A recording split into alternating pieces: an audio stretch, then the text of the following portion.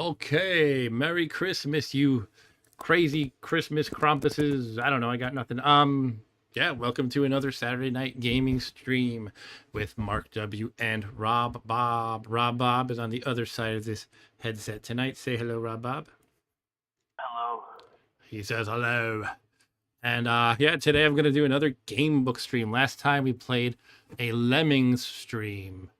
Lemmings game book, that is, which was based on the computer game Lemmings. Tonight, in the spirit of the holiday, I thought I would play this game book that I received as a gift last year.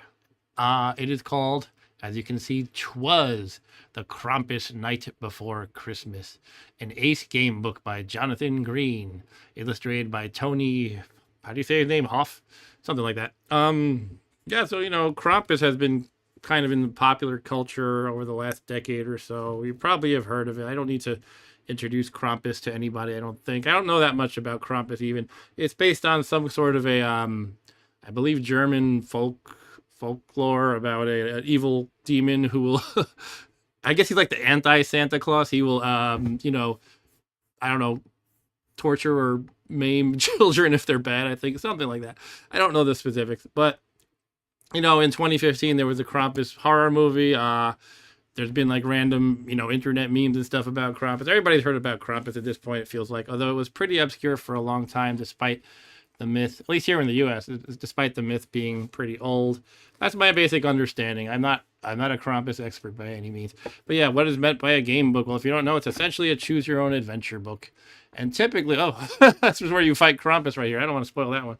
But anyway, typically, when you say the word game book, it refers to something a little more in-depth than one of your basic choose your own adventure books, because it has kind of RPG elements. Like if you're fighting a polar bear here, it gives you its stats, like its combat rating and its endurance, and you have to roll dice and fight it. That's typically what's meant by a game book these days. And what else is there to say? This author, Jonathan Green, he's kind of one of the most respected and prolific modern game book authors. I've only played one game of his so far, and that was on this very stream. In fact, on this very channel, it was Beowulf. But he's very very good and prolific, I hear, and he tends to eschew quite so many bad qualities about the old game books, like getting lost in a maze for 5 hours or instant death paragraphs. I think he still has some of that, but he tries to be more judicious and, not totally screwing over the player as some of those old ones tend to do.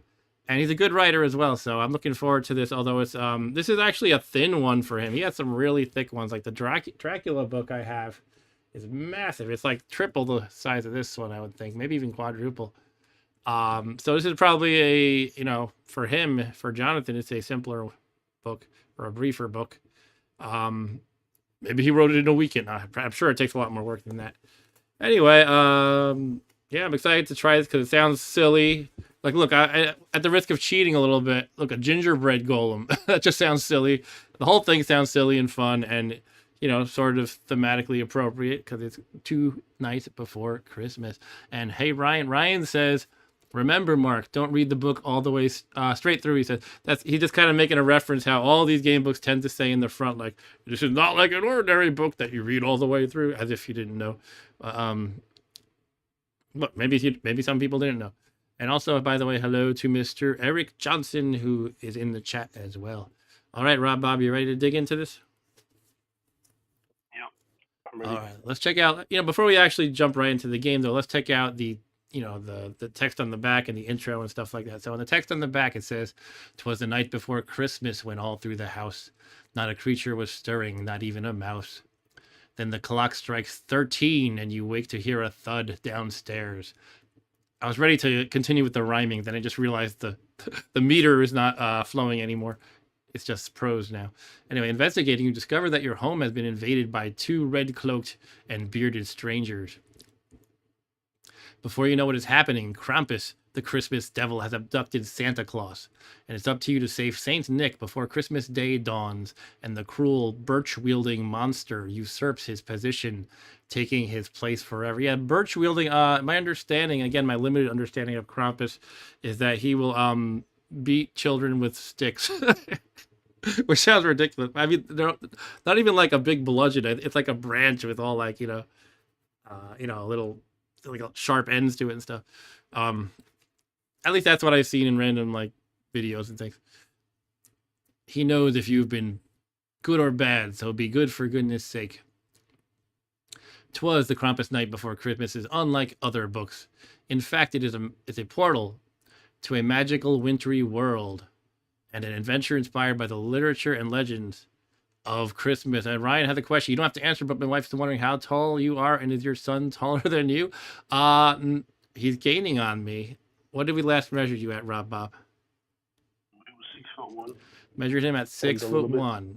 He's 6'1", and when I am measured, I think I'm about 6'3.5" these days. I used to measure 6'4", but sometimes I go to a new doctor. They measure me 6'3". Sometimes they say 6'4". It has to be 6'4" when I'm wearing shoes, so we'll say 6'3" or 6'4". But yeah, he's gaining on me. He's 15. He's probably gonna match my height, if not exceed it. All right, let's continue reading the back. In Twas the Krampus Night Before Christmas, you decide which route to take, which risks to brave, and even which of the strange creatures you will meet along the way to engage in battle. But be warned, whether you succeed in your quest or meet a dire end will be down to the choices you make. Do you have what it takes to save Santa and avert a Christmas catastrophe? And Rob Sanders, I don't know who that is, but he says that, referring to Jonathan Green, the author, the modern master of the gamebook format. And here we have a dead bird. I guess Krampus did that. Okay, so let's check out more of it. Actually opening the book. All right, let's and when I do these live gamebook streams, it's always a lot of fiddling with the camera and the angle and stuff, and that's just how it is. I can't edit live. I can't edit out the fiddliness. Twas the Krampus Night Before Christmas is unlike other books. In fact, it is a portal to a magical wintry world and an adventure inspired by the literature and legends of Christmas. As well as the book itself, you'll need 2 dice or a standard pack of playing cards, a pencil, and an eraser.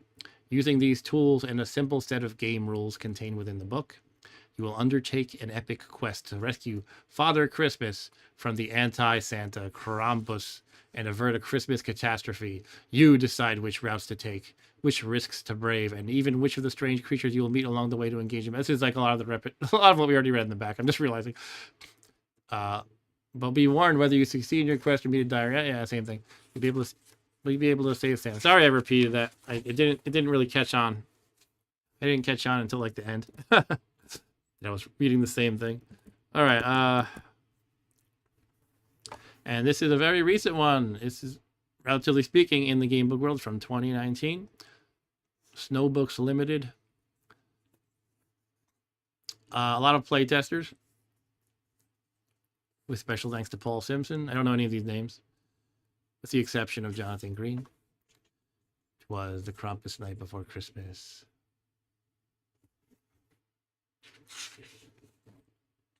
Did you know he also wrote some of these Sonic the Hedgehog game books? And Doctor Who, Star Wars The Clone Wars. Excuse me. Still fighting off a... Didn't you play the Sonic one? I played, a different one. It was called, what was it called? Something Zone. So it was a different one, not by this author. But, yeah, maybe I'll have to check out these ones, because if he's a good author and everything, maybe he actually made some good Sonic game books. Here we have some other stuff he wrote. He actually wrote some official Fighting Fantasy game books. The vast majority of those were written by Ian Livingston and Steve Jackson, but it looks like Jonathan Green has picked up where they left off, perhaps. Maybe some other authors have as well. He's also done some other stuff like Shark Punk, Game Over, and Shakespeare versus Cthulhu. And then some more on this side too that we didn't mention. We don't have to read every single thing. Was a dedication before Christmas after Clement Clark Moore. 'Twas the night before Christmas when all through the house not a creature was stirring, not even a mouse. The stockings were hung by the chimney with care in hopes that St. Nicholas soon would be there. Hattie and Dylan were snug in their beds while visions of chocolate cake danced in their heads. But on hearing a thud and hearing a clatter, the boy went downstairs to see what was the matter. On entering the parlor, he gave a great laugh. to see someone large sitting there by the hearth. Is that supposed to rhyme with laugh? Let's keep going. For the collar in red was all filthy and black, from the beard on his face to the sack on his back. Who are you? Asked the boy. There was soot on the floor. Did you come down the chimney? What's wrong with the door? 'Twas locked, said the old man, so please don't object. Besides, it's tradition, what people expect. Reaching into his bag, he said, I must be swift, but I've called in this evening to give you this gift. The parcel was small and wrapped in brown paper. For me, laughed the boy, this is a strange caper. A present for you, said the saint, take a look. The boy ripped it open and gasped, it's a book. Saint Nicholas smiled, his face wrinkled with age. Look inside, he said, quick, at this one special page. The lad opened the tome and began to flick through it. It's a game, Saint Nick, you'll have fun if you do it. And right at the front, the book's author had written, for Alex, my nephew, with whom we're all smitten. So that's a dedication. You gotta admit he does some. He hasn't phoned it in, right? He really he brings it. All right, so got a little table of contents here. And we have the rules of the game, which, you know, it might be a little tedious to get through that, but you got to do it. So let's just jump into it.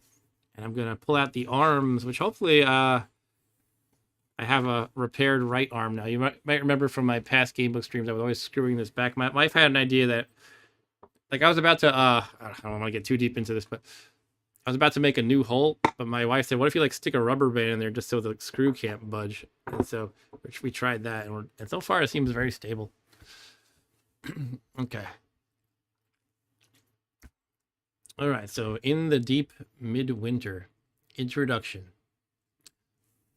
The book you hold in your hands is the gateway to a magical wintry world, an adventure inspired by the literature and legends of Christmas. Once inside its pages, you will undertake an epic quest to rescue Father Christmas from the anti-Santa Krampus and avert a festive apocalypse. For this is no ordinary book. Rather than reading it, here you go, Ryan, here's your thing. Rather than reading it from cover to cover, you will discover that at the end of each narrative section, you will be presented with a series of choices that allow you to control the course of the story. In Twas, the Krampus Night Before Christmas, you become the hero of the adventure, directing the course of the narrative thanks to the choices you make and as you undertake an epic quest. Success is by no means certain, and you may well fail to complete the adventure at your first attempt. However, with experience, skill, and maybe even a little luck, each new attempt should bring you closer to your ultimate goal. In addition to the book itself, you will need 2 6-sided dice or a conventional pack of 52 playing cards, a pencil, an eraser, and a copy of the Twas Krampus Night Before Christmas adventure sheet. Oh, you can download them, but I just kind of drew my own here. This is for my overhead camera, and I'll also be rolling dice right here. Playing the game. There are 3 ways to play through Twas. 3 ways. That's interesting. To play through Twas the Krampus Night Before Christmas. The first is to use 2 conventional 6-sided dice. Yeah, I got the dice ready. The second is to use a conventional pack of 52 playing cards. The third is to ignore the rules altogether and just read the book, making choices as appropriate, ignoring any combat or attribute tests, always assuming you win every battle and pass every skill test. Okay, you can play like that if you want. Even if you play the adventure this way, there is no guarantee, still no guarantee you will complete it at your first attempt. If you're opting to play through Twas the Krampus Night Before Christmas using the game rules, you'll first need to determine your strengths and weaknesses. Let's do that. Your attributes. You have 3 attributes you will need to keep track of during the course of your adventure using the adventure sheet. Some of these will change frequently, others less so, but it is important that you keep an accurate record of the current level for all of them. Agility. This is the measure of how athletic and agile you are. If you need to leap across a chasm or dodge a deadly projectile, this is the attribute that will be employed. Combat. This is a measure of how skillful you are at fighting, whether it be in unarmed combat or wielding a keen-edged blade in battle. Endurance. This is a measure of how physically tough. I keep drawing on the book. That's all right. It's just pencil. This is a measure of how physically tough you are and how much strength you have left. This attribute will vary more than any other during the course of your adventure. Unlike some adventure game books in Twas, your strengths and weaknesses are not determined randomly. Instead, you get to decide what you are good at and conversely what you might not be so good at. Your agility and combat attributes start at a base level of 6. Your endurance score starts at a base level of 20. And then you have a pool of 10 extra points to share out between agility, combat, and endurance as you see fit. But you can only add up to 5 points to each attribute. So the maximum start, let's start writing things down. 6, 6, and 20.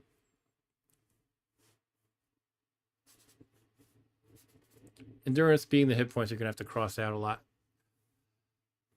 Excuse me. Anyway, so the maximum starting score for agility and combat is 11, and the maximum starting score for endurance is 25. You must apportion all 10 points one way or another. You cannot leave any unused. For example, I'm not going to get into these belabored examples. Yeah, I found my instinct for these kind of things is usually if you have good, non-hit point stats, it helps you prevent losing the hit points in the first place, and the base number of endurance is pretty high. So I'm kind of inclined to maybe put more into agility and combat, maybe a little bit into endurance. But we have 10 points. What say you, Rob Bob? Maybe 4, 4, and 2? I was thinking like 3, 3, 4, but I mean, 1, 2, 3, 3, and 4. Okay. doesn't matter, I guess, that much. Do 9. So we have 9, 9, and 24.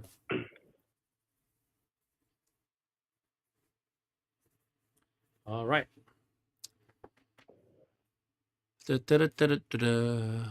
Having determined where your strengths and weaknesses lie, record the value of each.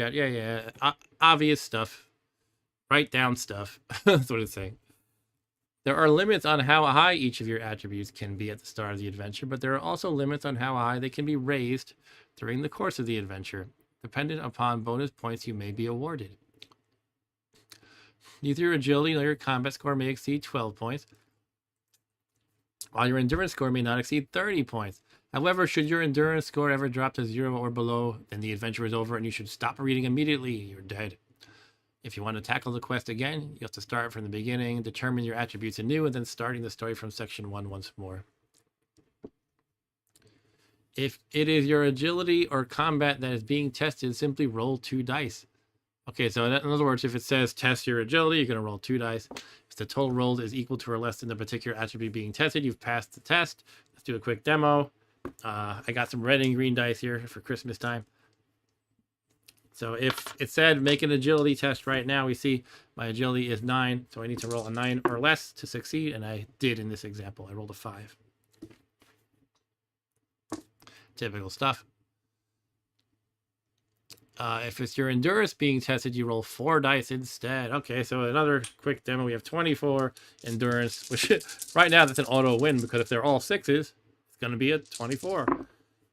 So in this case, we rolled 11 plus 5 is 16, and therefore we passed the endurance roll. There's no critical failures or anything? I'm not aware of such a thing. Nope. Okay. Doesn't mention that. Restoring your attributes. There are various ways that you can restore lost attribute points or be granted bonuses that take your attributes beyond their starting scores, and these will be described later on in the adventure. Sorry, I'm losing my place. They will be described. Let's start over. They'll be described in the text. Okay. However, an easy way to restore lost endurance points is to find sustenance, in other words, food.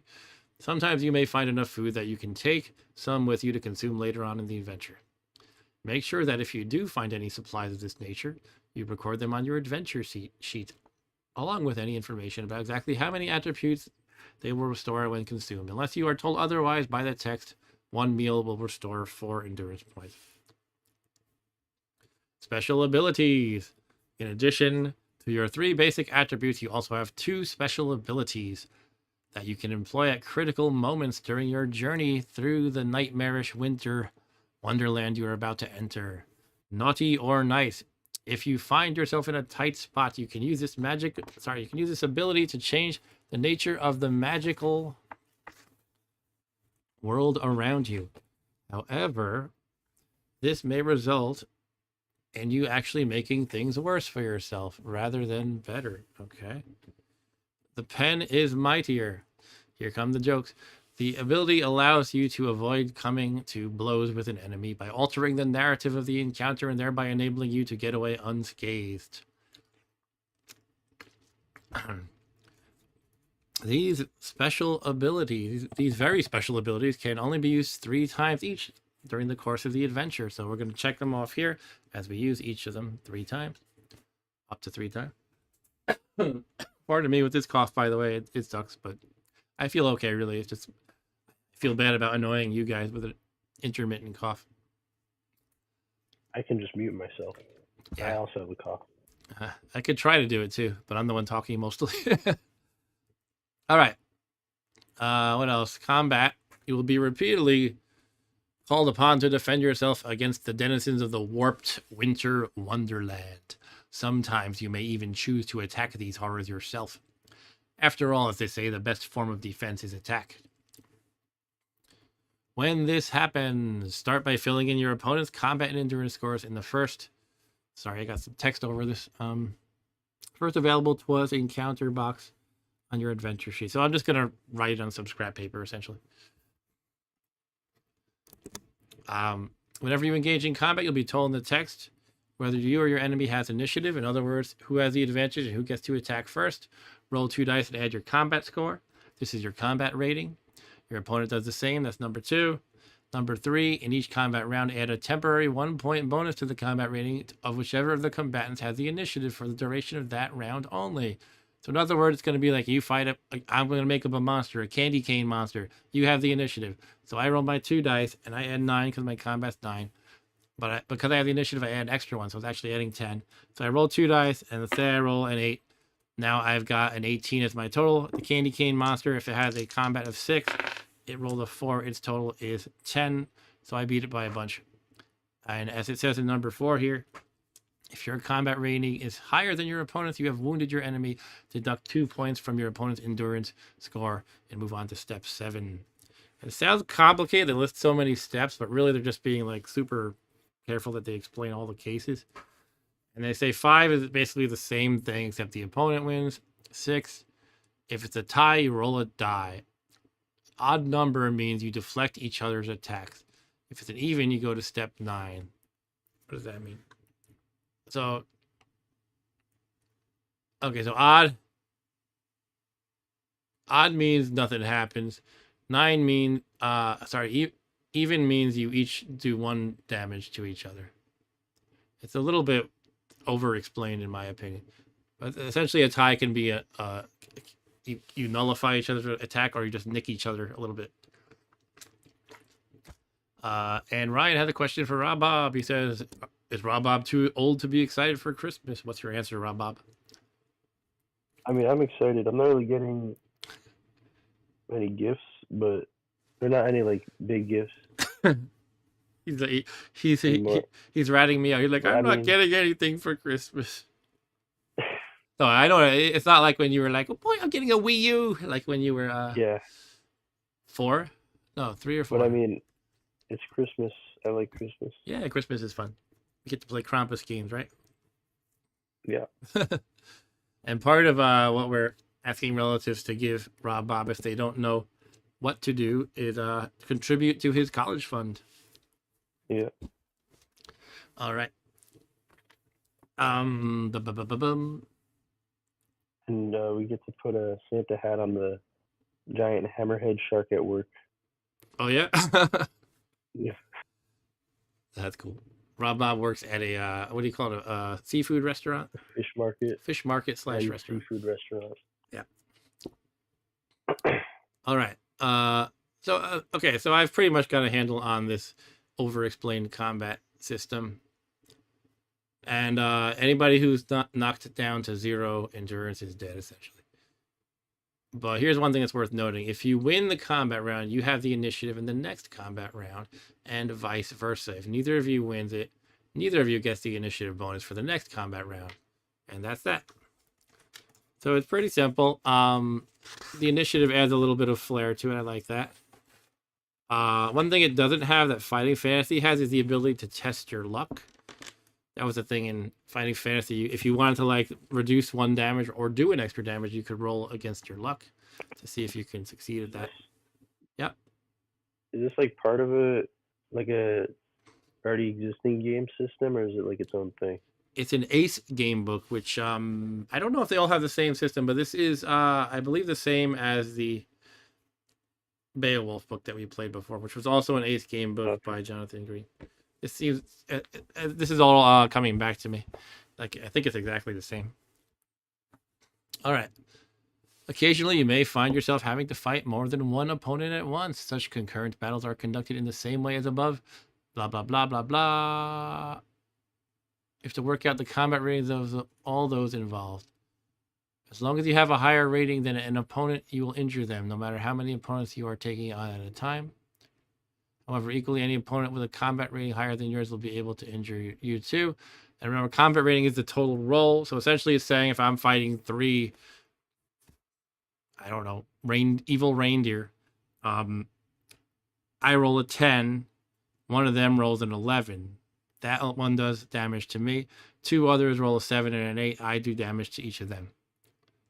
It's pretty straightforward, although in the text it sounds a little confusing.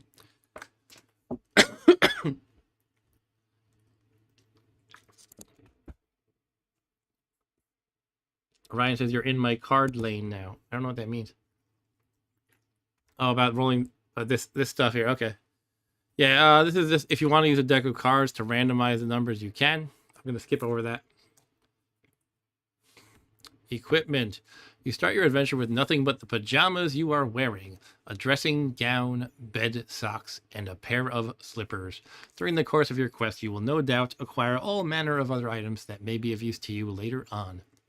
Anything that you do collect should be recorded on your adventure sheet, including any clues or passwords, as well as weapons, provisions, and other miscellaneous objects. Any items that provide bonuses for your attributes, such as a magic sword that adds 1 point to your combat score in battle, only provide those bonuses when the item in question is in use. Just because you own a magic sword does not mean your combat score is automatically 1 point higher. And this is a lot of common sense stuff if you're used to RPGs and game books.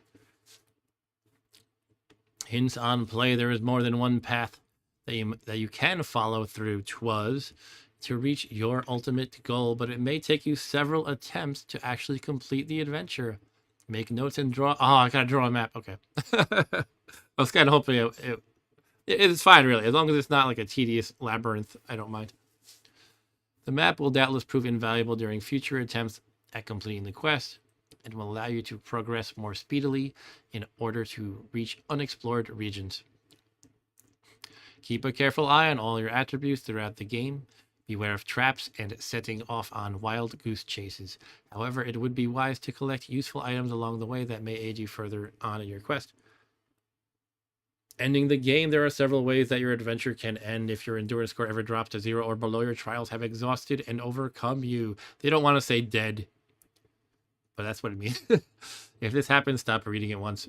There may also be occasions where you are prevented from progressing any further through the adventure thanks to the choices you have made, or if you meet a sudden and untimely end. In all of these cases, if you want to have another crack at completing the adventure, you will have to start again with a new adventure sheet and begin the story afresh from the beginning. There is, of course, one other reason for your adventure coming to an end, and that is if you successfully complete your quest, the very same quest that awaits you now. All right, hopefully we can begin now.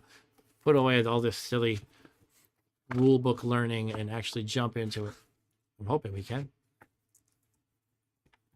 All right, I'm excited. I've been wanting to try this for a while because, I got this on Christmas and, last year, and I was like, wow, maybe I'll stream this sometime soon. But then the kind of season came and went, and, the Christmas season came and went, and I was like, well, now I gotta wait till next Christmas time to play it. So essentially, I've been waiting a year to play this.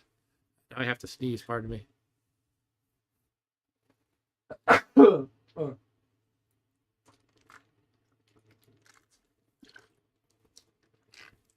Rob Bob got the brunt of that because he's listening to my mic here, but you guys are listening to this mic here. Thank you, Ryan. Ryan says, bless you. So sorry about Rob. Bob's got spittle in his ear now from my sneeze. All right. Ryan asked no nog. No, I'm making the nog tomorrow for Christmas Day. So I'm sorry I don't have the nog. Ryan's referring to my annual homemade eggnog that I make. I like the eggnog. Yep, Rob likes it. I usually make half the batch with rum and half without. Rob Yeah, can't have the I rum heard one the rum. for another 6 years or so. Okay, 'twas the night before Christmas. Here we are. Here we go. When all through the house, not a creature was stirring, not even a mouse. The stockings were hung by the chimney with care, in hopes that Saint Nicholas soon would be there. The children were nestled all snug in their beds, while visions of sugar plums danced in their heads. You wake with a start as the clock in the hall starts to chime. You lie there listening, the bed covers pulled up tight under your chin. Your heart beating an excited tattoo, like a little drummer boy, wondering if he's been yet. It is Christmas Eve after all. 11, 12, 13. The crystal clear ringing of the last chime echoes through the silent house. 13 chimes? There must be something wrong with the clock. I like that. You are wondering whether you should go and take a look when you hear a crash come from somewhere downstairs, followed by a heavy thud. You stay where you are, your body fizzing with adrenaline, wondering what could have made the noise. Are you being burgled? And whether someone else is going to investigate. I don't know if I'm supposed to be a kid or a dad in the family or what. Excuse me. But after several long seconds have passed, without hearing any of the other bedroom doors open, your curiosity can take it no longer and you decide to take a look for yourself.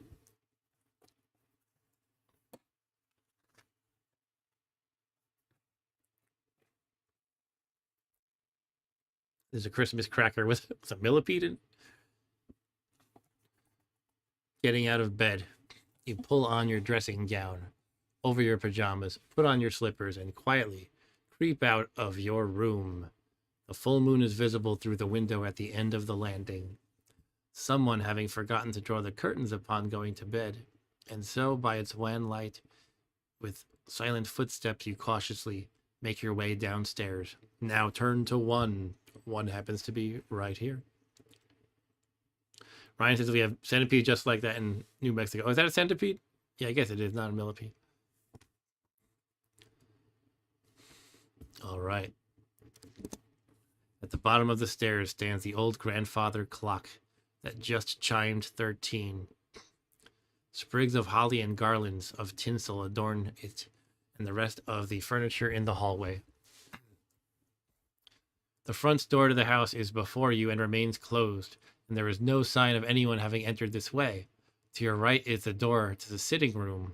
And by the way, keep in mind this is written by a British author, so there's terms that we don't quite, use, like a sitting room. I think that's their term for a living room. While to your left is the door to the dining room. Do you want to examine the grandfather clock? Open the front door. And by the way, guys, feel free to chime in and answer. I'll read the numbers too, so you can just type the number. I always like to take into account the viewer's suggestions. All right, so do you want to examine the grandfather clock? 78. Open the front door. 15. Open the door to the sitting room. 159. Or open the door to the dining room. 141. Ryan votes for 78. Examine the grandfather clock. I'm kind of thinking that too, because it'll be fun to see what it says about it striking 13. Eric Johnson agrees. What do you think, Rob Bob? Shall we do it? I agree. All right. We're going to see why it chimes 13. 78 is the paragraph.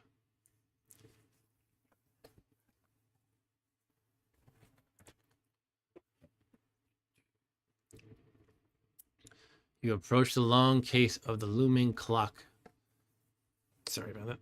And peer through the gloom at its face. The hands of the clock read 2 minutes after midnight, but you are sure you heard it chime 13. Maybe I can't count. I was in the middle of sleeping, so maybe I miscounted. Yeah, right. But you're sure? I'm sure, yes. You stare at the scene visible through the cutout window in the faceplate that shows a smiling moon peeping out between clouds and twinkling stars. But as you turn away from the clock again out of the corner of your eye, you fancy you see something fly across the face of the painted moon. Before you have a chance to take another look, a crash from the kitchen has you turning your attention towards the door at the far end of the hall. Your pulse quickens again. Someone or something is in the kitchen. If you want to run back up to your room, jump back into bed and hide under the covers, turn to 98. If not, turn to 129. I'm not going to hide under the covers. We're going to face him head on, right, guys? I think you should go to 98. You think I should head under the covers? Yeah. Eric Johnson says 129. I'm going to go with Eric. Oh. Ryan says 12. That's not. No, he means 129. Okay. We're going to do it. Rob Bob's probably right, and we're going to die right now. We're not going to hide. We're not afraid of you, Krampus. At least for now. When he does something else scary, we'll be afraid. Your heart hammering against the cage of your ribs. Bum, bum, bum, bum. You decide what to do next. Do you want to hide in one of the rooms downstairs or confront whoever is skulking about in the kitchen? Will you enter the sitting room, enter the dining room, or enter the kitchen? 159, 141, or 5. Yeah, I kind of already said I'm going to face him head on, so I think we're going to go to 5. Although kind of my interpretation of the initial choice was kind of like to act like a child and just hide under the covers. Where this has, there could be tactical advantage to like hiding and kind of looking. But I did say I'm going to face him head on, so I'm going to go to 5. All right. Ryan and Johnson agree 5. Okay. Sorry, Ryan and Eric Johnson.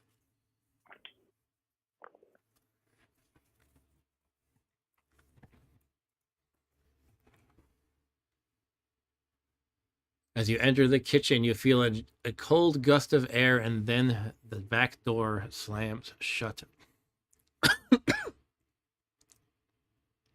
Something or someone was just in here. So they went out the back door, I guess. Your pulse starts to quicken once more. You open the back door in the hopes of catching whoever was... Excuse me, I'm sorry. And Ryan says, where's Arturo and Stu? Arturo might be here, but Stu would be chatting by now if he was here. We open the back door in the hope of catching whoever was just in here. That's 342. Search the kitchen for clues as to who might have been here, 302. Or run back upstairs to bed and hide under the covers, 98. It's giving me multiple options to do that. I think that's the same paragraph number. Well, let's choose one of the other two. 342 is to open the back door. Search the kitchen is 302. Or run back upstairs. Ryan suggests 302. I don't know. I think I kind of want to open the back door and see if I see anybody who just ran out the back door. I think that's what I want to do. What do you think, Eric or Rob Bob? Or anybody else for that matter? I think you should go and go to 302. Okay. We're going to search the kitchen.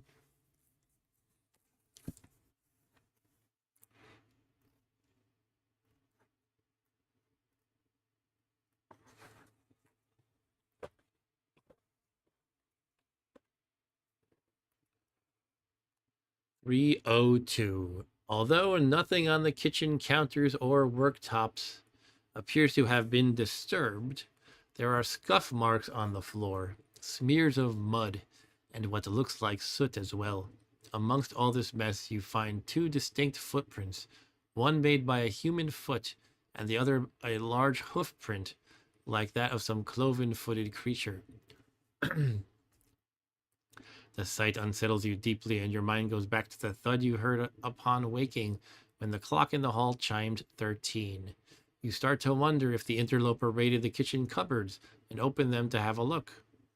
There's no sign that anyone rummaged through the cupboards, and the turkey is still in the refrigerator, along with the pigs in blankets, ready to go in the oven in the morning.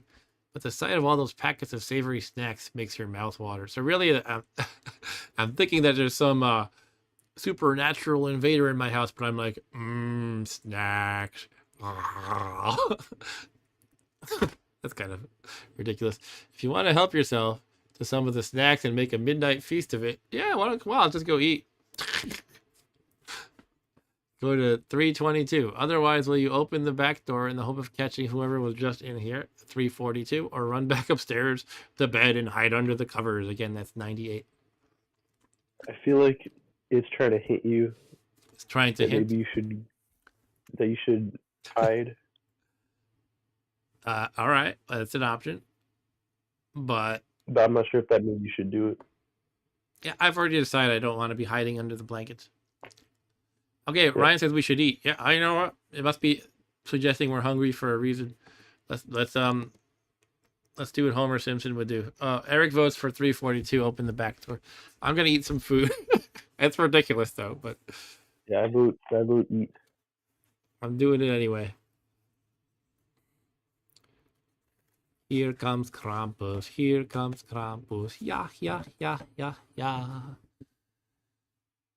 You load the capacious pockets of your dressing gown with enough snacks for a fabulous feast. Oh, this is good. Add 4 meals to your adventure sheet. All right, so essentially, we have 4 meals, each of which will heal me for, I believe they said 4 endurance points. What do you want to do now? Oh, cool. Now I have the other 2 options again. So that was the right choice. But the way they described this option, it sounded like I was actually going to sit down and start stuffing my face with food, not just put things in my pockets. All right, so essentially the same choices: back door, 342, or hide under the covers, 98. We're going to go with the back door. Looking out my back door. And Ryan says your character is definitely Homer-like. Whoa, look at these guys. Whoa, whoa. Evil snowman monster. Like I was saying just a couple of days ago on my Commodore Christmas stream, there's always evil snowmen and never nice ones in games. Excuse me, guys. Ryan says, can you believe The Simpsons started December 17th, 1989? Yeah, that's 34 years ago now. Yeah, that's crazy. Just a few days ago, they had the, or I guess about a week ago, they had the anniversary.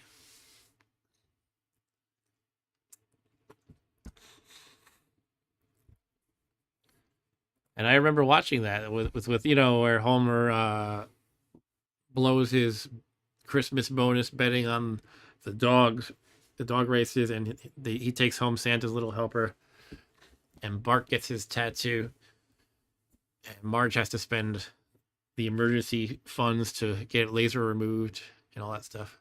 It's like, wow, that was 34 years ago.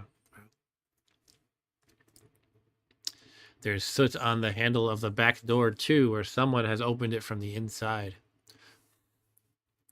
Pulling open the door yourself, you peer out into the ice-cold night, half closing your eyes against the biting wind. Snow lies thick on the ground, blanketing everything in fuzzy white anonymity. The wind is howling about the eaves of the house and sending flurries of flakes rushing into your face. And then you hear the clanking of chains and glance upward. Excuse me. Following the sound to its source, you catch a glimpse of something large and shadowy as it climbs up onto the roof and disappears. Your heart racing. This could just be Santa Claus. This could be like trying to throw me off. Your heart's racing and your frantic breath clouding in the air in front of you. You feel your blood quicken as your system is flooded with adrenaline, your body preparing itself to either fight or flee. But which is it to be? If you want to climb up the drain pipe and follow whatever it was that you saw scramble onto the roof, turn to 382. If you would, again, prefer to slam the door and hurry back to bed, turn to 98. It gives me so many options to go to 98. And Eric says, before that, The Simpsons were on this Tracy Ullman show. Yeah, they sure were. And Ryan says, Santa's Little Helper, I remember. That belongs under Damn We're Old. It sure does. Okay, let's go to 382 and scramble on the roof to catch either Krampus or Santa or someone else, perhaps. Look at this guy. I'm an evil gingerbread man. it gave you like 5 chances to go Yeah. to bed.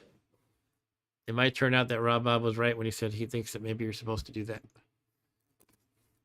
But I am no coward, at least for now. Probably be a coward later after I get my butt handed to me by Krampus. The metal drain pipe is freezing to the touch.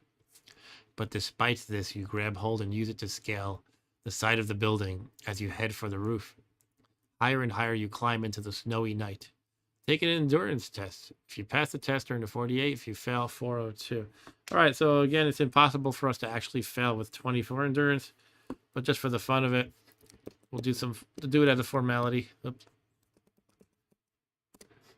I'm moving things the wrong way. Sorry about that. Make this bigger as needed.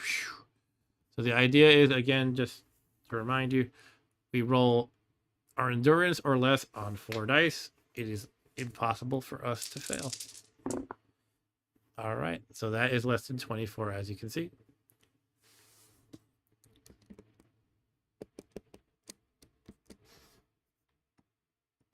I'm going to try to make this so I can hotkey it. Bear with me 1 second. Just make it big and then small. Big. That's big enough. Small. Big, small. There we go. All right, so we passed the roll. We go to 48.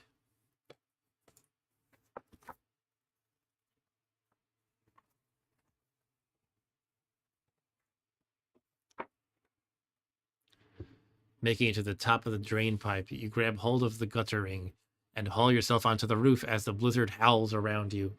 And there, standing on the roof, is an ornately carved sleigh, painted a rich red and piled high with bulging sacks of presents, tethered behind a team of 8 fully grown reindeer. You can hardly believe your eyes. But as if the sleigh and the reindeer aren't enough of a surprise, a tall, hunched figure, much of its form hidden by the fur-lined cloak it is wearing, is manhandling a large and squirming sack into the back of the sleigh. Large and squirming sack. There's somebody in there. That done, it then jumps up into the driver's seat. You are facing the back of the sleigh, so the snorting, stamping reindeer and the sinister cloaked figure are as yet unaware of your presence.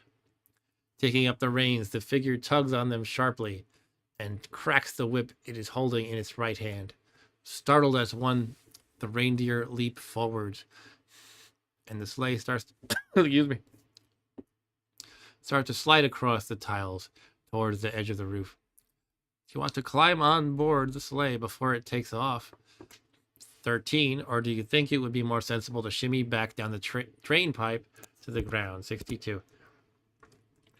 I say Just go back now. You want to go back now? We can't just go back now. No, you can't just go back now. And Ryan says climb on board is a crazy move. It is, but we already decided we're going to be brave for now. And Ryan says climb on board is a crazy move. Eric says can't turn back now. Rob Bob says can't turn back now. I agree. We're not going to turn back now. We're climbing on board and being like, hey, what the hell are you doing? And I suspect it is Krampus with Santa in the sack, or it could be something to throw us off, something else. All right, Ryan agrees to climb on, actually, even though it's a crazy move. As the sleigh moves towards the edge of the roof, its runners bumping over the tiles, you start to run, your slippers threatening to take your feet from under you. You nonetheless manage to catch up with the sleigh, just as the reindeer throw themselves into the teeth of the blizzard and pull yourself up onto the tailboard as the vehicle leaves the roof. Hauling yourself on board, you slide down among the sacks that fill the huge sleigh, unseen by its sinister driver. But one of the sacks, which is larger than the rest, is wriggling as whoever or whatever is inside it struggles to get out. If you want to untie the knotted cord that is keeping the sack closed, turn to 144. If you would rather not risk unleashing what might be lurking within, turn to 113. What if it's Santa actually stopped Krampus and has him in the sack? Eric's vote is 144. We're going to untie the knotted cord that is keeping the sack closed. I think untie it because it did say that the driver is sinister. If the driver's... Well, okay. You're saying we should not untie it, or we should? No, you should. Okay, gotcha. Okay, if the driver is sinister, I mean, it's just saying we suspect he's sinister. Yeah. Then, yeah. All right, let's do it. 144.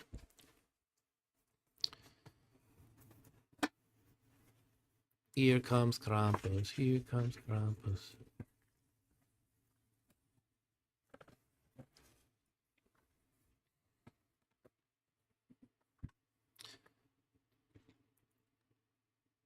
Undoing the cord. You pull the sack open and are surprised to find yourself looking down into a soft-lined face with rosy red cheeks, a curling white mustache, and long white beard, and the oldest yet most dazzling diamond-sharp eyes you have ever seen. Father Crit, you begin before the flustered face peering up at you shushes you into silence. Now's not the time for introductions, he says. He's clearly old, but his expression is also one of the most powerful you've ever seen. I've been captured by Krampus, the Christmas devil, he explains. And it looks like you're my only chance of getting out of here. My hands are tied, which is why I've been unable to free myself. You must get word to Jingle. He'll know what to do. Who's Jingle? Is that one of the reindeer? No, I don't think so, right? Must be a person. Or an elf. Maybe it's an elf. Yeah.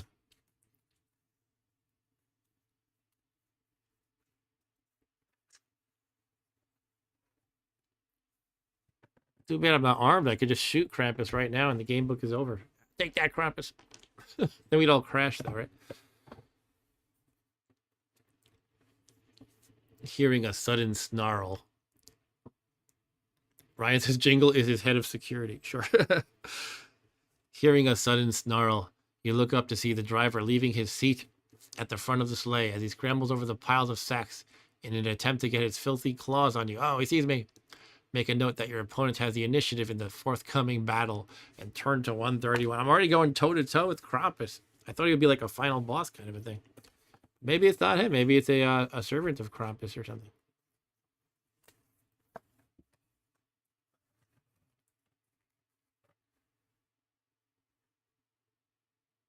This is what's happening right now. That's him.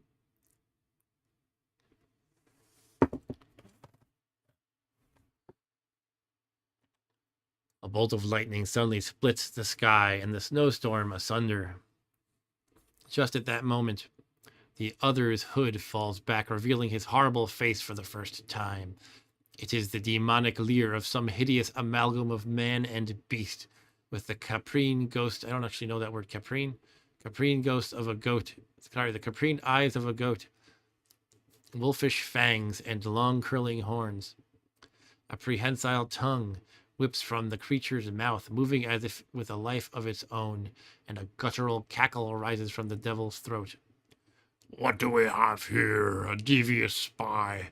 Well, Krampus says it's time for you to die. Sorry. Well, Krampus says it's your time to die. And with that, the fiend makes a grab at you. It means goat eyes, says Eric. Okay, yeah, Eric, goats have some pretty creepy looking eyes. They have like, it looks like a hyphen. The black part is. They have this. It's kind of weird looking. It makes them look, I don't know. I don't want to say otherworldly, but very different from humans. And with that, the fiend makes a grab for you. How do you want to respond? Will you use the pen is mightier special ability if you can? Use your naughty or nice special ability if you can, or fight back against Krampus. So pen is mightier 91, naughty or nice 71, Krampus 51. Forget how naughty or nice works. It says with pen is mightier, I can just kind of get out of a jam by changing the story or something like that on the fly. But naughty or nice, I'm not really sure I understood what it does. It changed the magic or something. Yeah, let me check that out really quick. If you find yourself in a tight spot, you can use this ability to change the nature of the magical world around you. However, this may result in you actually making things worse for yourself. That's right up here. Rather than better. I don't know. I mean, I've got three uses of each thing, and I'm toe-to-toe with the boss here. Obviously, you can't win the game right here, though, because that would be silly and extremely short. But it doesn't mean it's not a good move to use one of the abilities. Um, hmm. What do you guys think? Pen is mightier, naughty or nice, or fight back? Could just I go toe think to toe. naughty or nice. We try naughty or nice. Yeah. Okay, Eric votes to use either one of the powers. Okay, let's go with naughty or nice. We'll try to change the magical nature of Krampus or the something about the situation. It did say it could make it worse, but let's take the risk. So I'm going to cross out one of the naughty or nice boxes. That means I've used one of 3 uses. And go to 71. Thank you for joining me tonight, guys, and giving me an excuse to play some silly game books on my Christmas vacation. Otherwise, I would be hanging out with family. That's no good. No, I'm just kidding. Rob Bob is family, so You're hanging out with me. two birds with one stone. I am hanging out with you. With you and Krampus preoccupied with what each other are doing, no one is paying attention to the reindeer or in which direction they are taking the sleigh. Cross off one use of naughty or nice special ability and then turn to 11.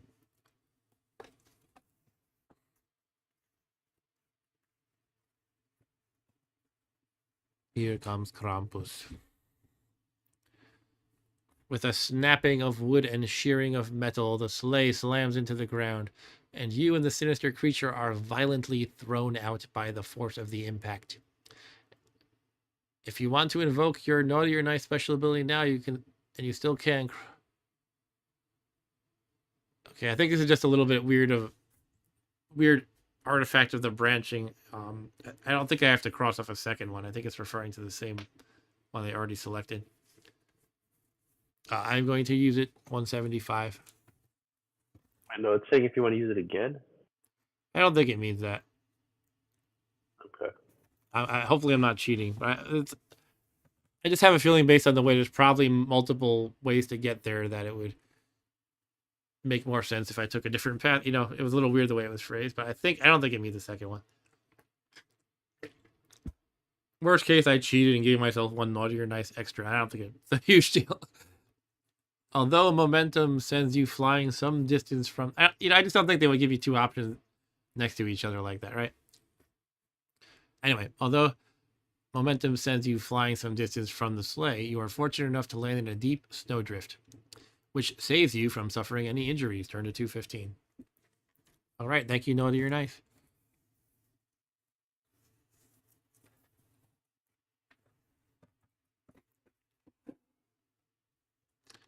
$215. As you pick yourself up, brushing the snow from your dressing gown, you hear the diabolical monster bellowing at the reindeer, urging them to get up. Before you can do anything to stop it, the creature climbs back into the driver's seat.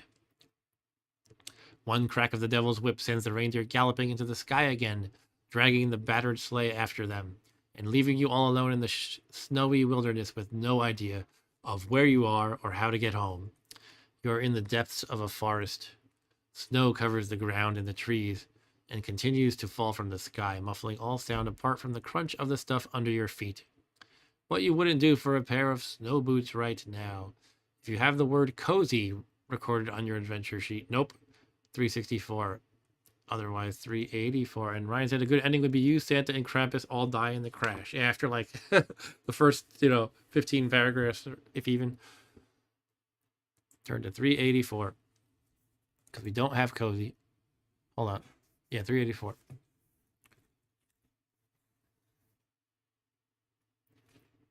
It's always a little disappointing when something's like, oh, if you got this, magical jeweled medallion before, go to this paragraph. Otherwise, you go to blah, blah. Like, no, I don't have that. Oh, man. In this case, I don't have the cozy keyword. Oh, man, look, I'm losing some stuff. It is bitterly cold, and despite pulling the collar of your dressing gown up against the wind. Oh, that's right. I'm basically in pajamas. And I have slippers on. Ooh. In a blizzard in the forest. Maybe if I went into my room and hid under the blanket, I would have gotten changed or had the option to get changed. Anyway, pulling the collar of your dressing gown up against the wind. Soon your teeth are chattering and your whole body is shivering. Deduct 2 endurance points, 1 agility, 1 combat. If you're still alive, record the code word cold on your adventure sheet before turning to 414. Okay, we have cold with a K. And we're down 1 agility, 1 combat, and 2 endurance. Ryan says, I picture you sleeping in a dressing gown complete with sleeping cap. Yeah, like Ebenezer Scrooge or something. 414. Maybe I am Scrooge. Maybe that's like the secret twist in this plot. I'm actually Ebenezer Scrooge.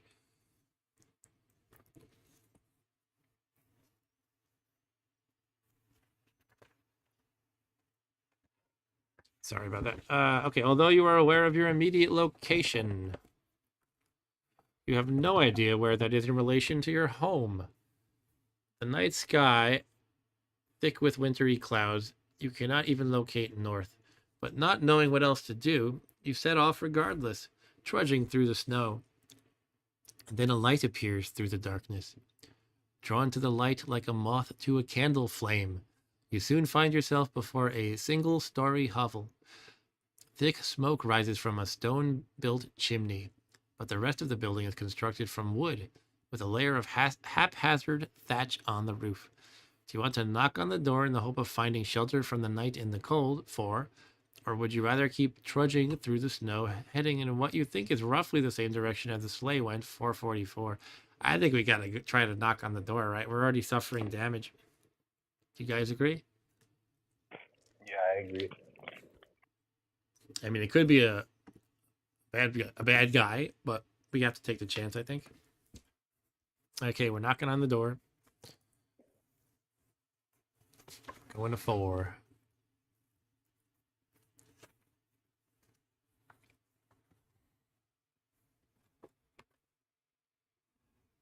I think this arm is starting to get a little loose again. I might have to screw it again. It seems stronger than it was before, though. The door is opened by a burly man, just what I always wanted, with muscular arms and a thick black beard. It's Blackbeard, the pirate. He is wearing a sturdy leather apron, and what clothes of his hats that are visible, along with his hands and face, are black with soot. Catching sight of the ruddy glow coming from the forge at the back of the hovel, you realize he must be a blacksmith. When he sees you standing there, he looks up and down in surprise, his gaze lingering on your slippered feet. Then, as if suddenly remembering himself, he ushers you inside and shuts the door. You look like you're about to catch your death, he says. Come, warm yourself by the fire. If you have the code word cold recorded on your adventure sheet, turn to 22. Yes, we do. Otherwise, 42. There's a blacksmith in this universe, but there's also refrigerators. Interesting, yeah. I mean, yeah, okay, yeah. So is it modern day or not? Or it is wonderfully warm inside the forge, and the heat is already starting to chase the cold from your bones. Restore 1 combat point and 1 agility point and turn to 42. I don't get the endurance back, but I'm actually kind of more concerned about the agility in combat, so that's good. Back to 9 of each.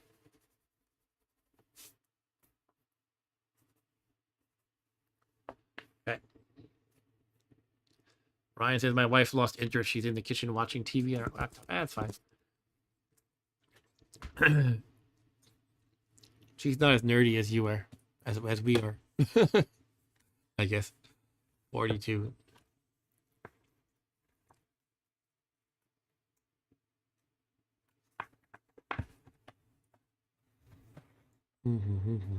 I'm way nerdier than Ryan, though, I'm sure. Here, says the blacksmith. Excuse me. I'm gonna have to refill my water the way I'm going through it.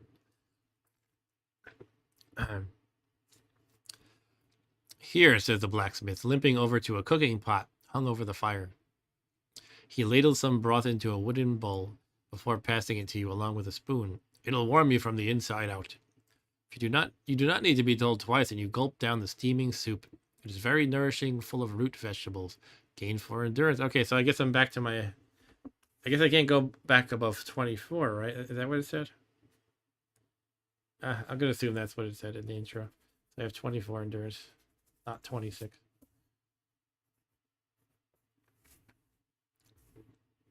Yeah, I don't think that would make sense. Now, he says as you pass the bowl back to him, tell me what brings you here on a freezing Christmas Eve such as this. Feeling you have nothing to lose, you relate the bizarre series of events that have brought you to this place at this time. You are barely able to believe them yourself, but you share your story with the blacksmith. It all seems so fanciful, like a twisted fairy tale. When you are done telling your story, the blacksmith fixes you with eyes that shine like obsidian. It sounds like you fell foul of Krampus, he says, and like as not, you're not the only one. He shouldn't be out and about on Christmas Eve, but if he is, then the big man himself could be in trouble. Don't worry, you tell the blacksmith. I'm determined to stop Krampus and save Christmas. I would go with you, the blacksmith says. If it wasn't for this, he indicates his withered leg. But I might be able to offer my aid another way. If you have the silver sword. I feel like I'm missing a lot already. Like I could have found a silver sword by now, apparently. If you have silver sword, go to 143. If not, 102. Well, hopefully he'll make me a sword because I don't have one already.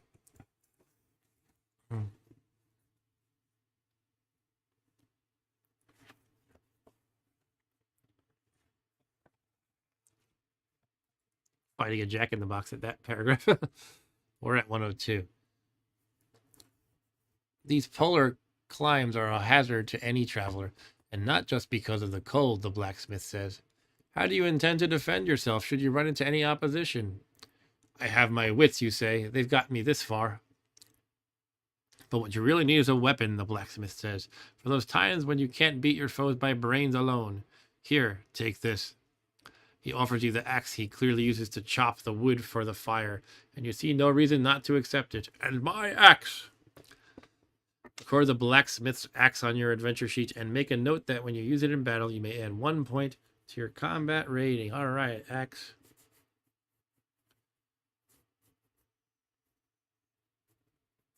All right, we have a weapon. Woo! Suddenly there comes a knock at the door, startling you. Who's there? Demands the blacksmith, getting to his feet. Who could it be but Santa or Krampus? It couldn't just be another random, unexpected person. Or maybe someone in my family tracking me down. If there are others in my family. They alluded to at the beginning that there was, somebody else must have left the blinds open or whatever it said.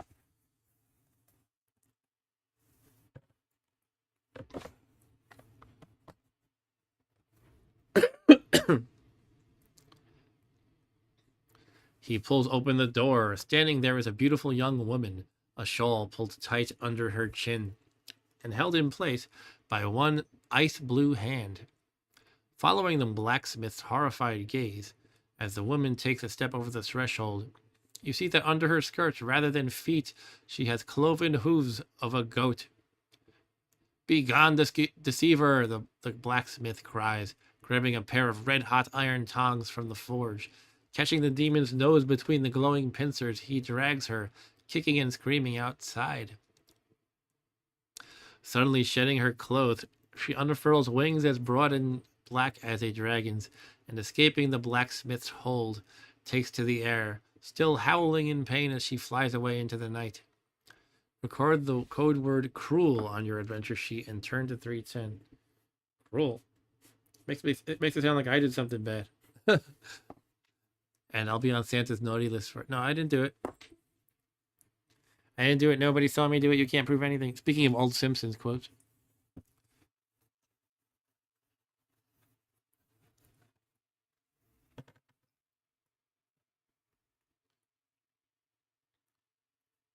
$3.10.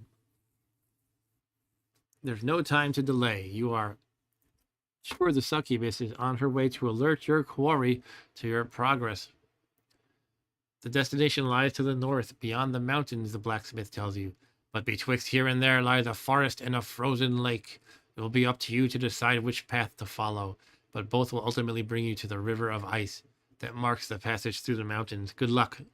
Thanking the blacksmith for his help, he set off into the night, heading north as indicated. Turn to 484.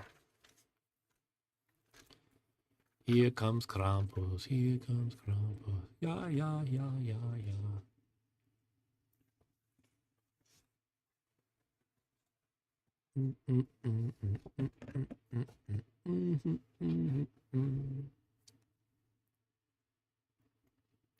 $4.84.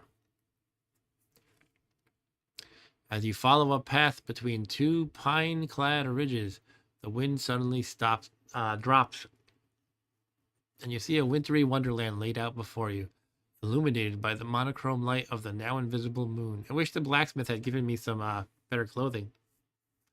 Ryan says I'm in the mountains of Mordor. Oh man, I hope not. I don't want to deal with Nazgul. Maybe that last thing was a Nazgul. Succubus. The horizon is dominated by the jagged teeth of icy mountains, the tongue of a great glacier choking a pass between them. But before the mountains sorry, the stupid stuff written on my screen makes it hard to read something. But before the excuse me. Sorry about that. But before the mountains, to your right, lies a dark expanse of woodland. The brooding pines, spreading almost as far as the black peaks. While to your left, at the other end of a valley that has been turned utterly white by the ever-present snow, you can see a frozen lake. Beyond that, rising from the craggy foothills, an ice-clad castle. Do you want to continue through the forest, 496, or make your way along the valley toward the ice lake and the frozen castle, 256? Castle sounds more interesting than a forest. I don't know. What do you guys think? And should I be drawing a map now? I'm going north, right? And what is it? There's a fork or what? Okay, so the left is the lake and castle, and to the right is the forest. So something like, I don't know. I know I don't have the greatest lighting for this overhead camera, but I'm gonna imagine it's like a fork like this. So we're at 484 here, and this is 256.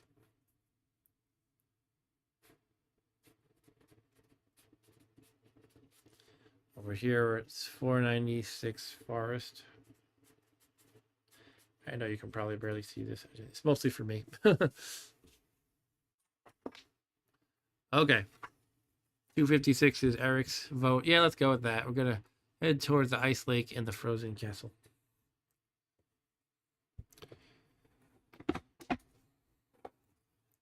$256 is also an important number in computing.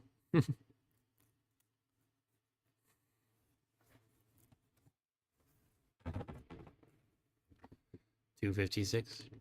The freezing wind shows no sign of letting up and blows. It blows flurries of snowflake into your face with every step you take. If you are in possession of the box of delight, I'm not. 409. If not, go to 280. Again, it's one of the things like, oh, I must have I must have missed exploring something, and it's like it's happening so much already. It's like, how many other things could I have? How many other paths could I have taken? Apparently, a lot. 280. Following the course described by the bottom of the valley, accompanied by the keening of the wintry wind, you come at last to the shores of the frozen lake. Excuse me.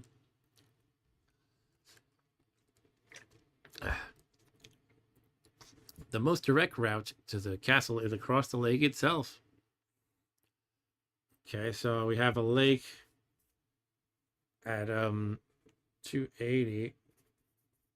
I'm going to draw the lake because I'm crazy. I can try to go across the ice or skirt the shore of the lake, even though this is a significantly longer route. I mean, I'm only wearing slippers. I have a feeling if I try to go across, it'll say, do you have the, snow boots? It'll be like, oh no, oh, I didn't find the snow boots. I'm wearing my slippers. But I don't really know. Any thoughts, Rob Bob? Uh, Falling asleep? yeah, I wasn't paying attention. Okay. I was not paying attention. All right. So basically, there's a frozen lake, and we can go right across it, or we can go along the shore of it, which is a significantly longer route. Okay.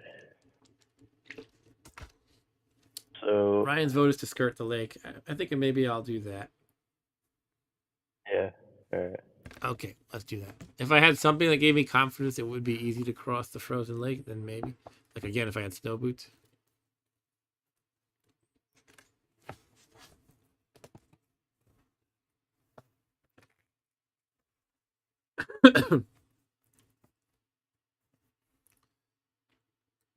200. You set off around the edge of the lake, not wanting to remain out in the open any longer than is really necessary.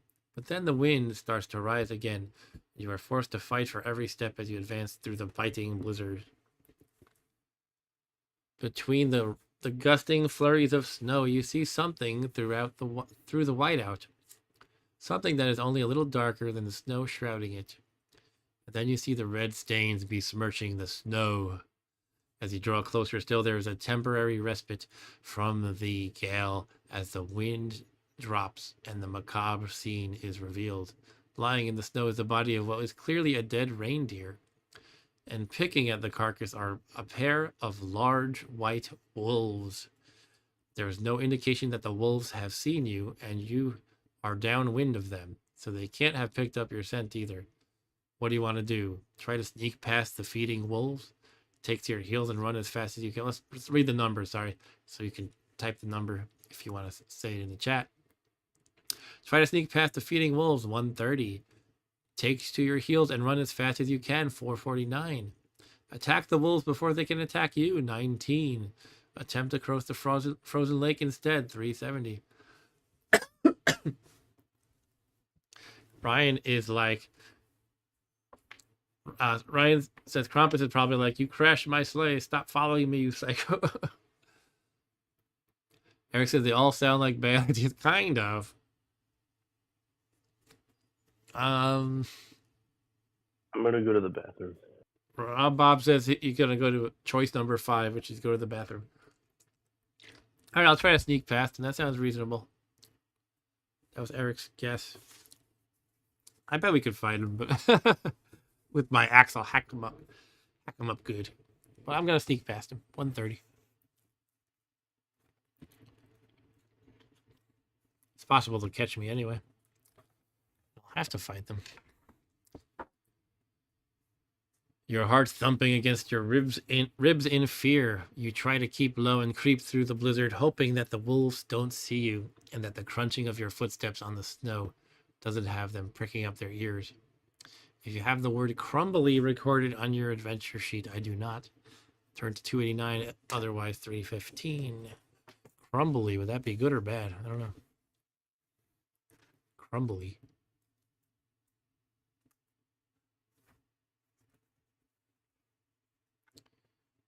Roll 1 die or pick a card. If the number rolled is odd or the card is red, turn to 339.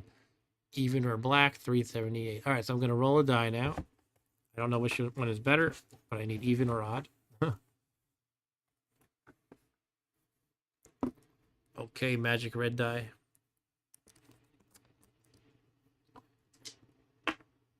Do your thing.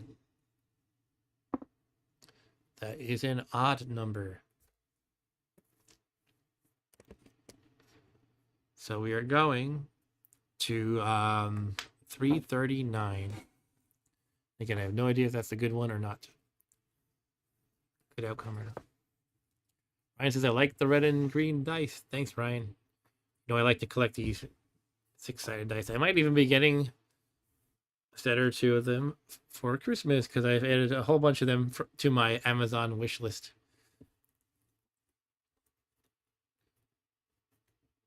A keening howl cuts through the blizzard, alerting you to the fact that the wolves have sniffed you out. Uh-oh. Leaving the reindeer's carcass, they lope towards you over the snow. Uh-oh. You want to run for it? 449, or stand your ground ready to fight? 19. I do have an axe. I have a feeling they wouldn't give him such a high combat rating that I couldn't fight them, even though in the real world, you don't want to be a random dude fighting 3 wolves.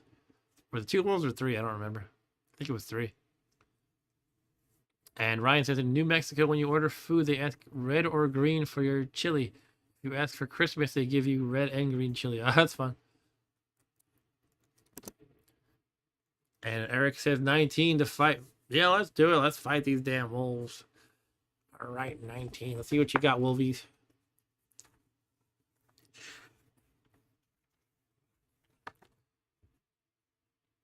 You suspected that it would come to this in the end, and so steel yourself to fight. If you want to use the the pen is mightier special ability, and you still can turn to 52. If not, make a note that you have the initiative and then turn to 203. Let's just go toe to toe. I'm gonna do it toe to toe with wolves. Not the smartest idea I've ever had.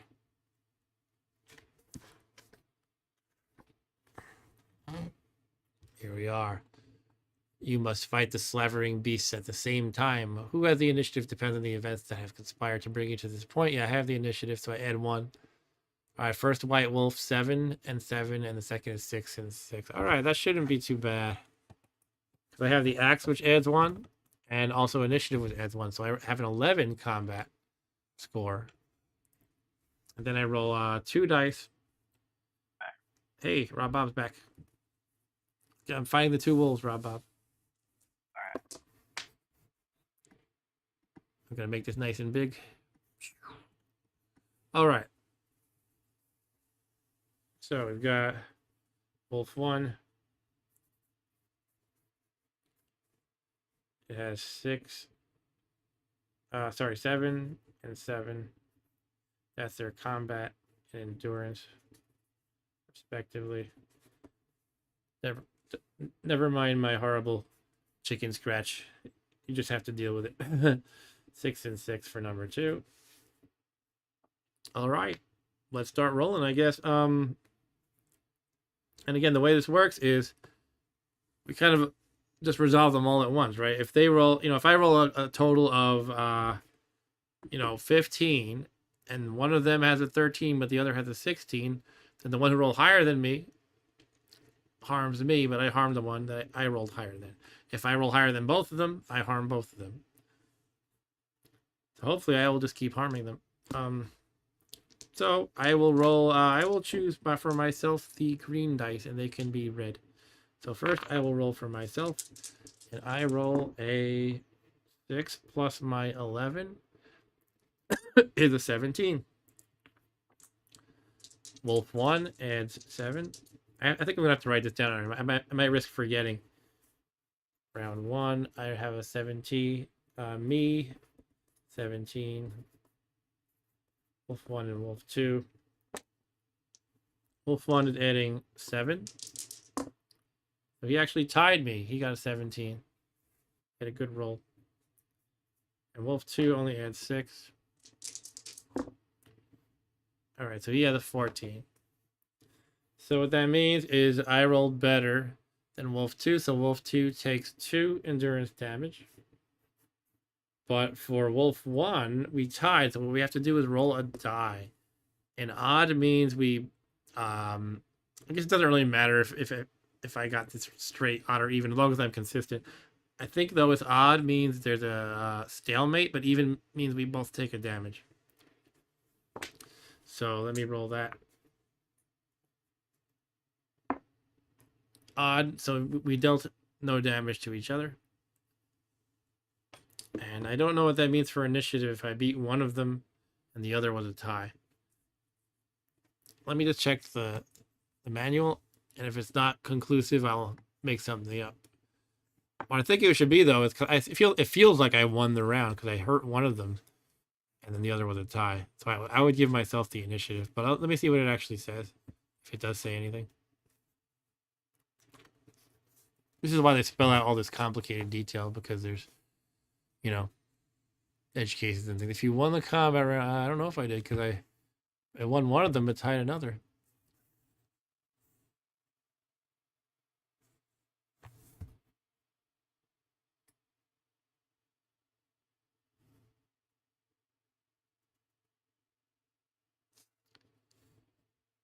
Excuse me. All right.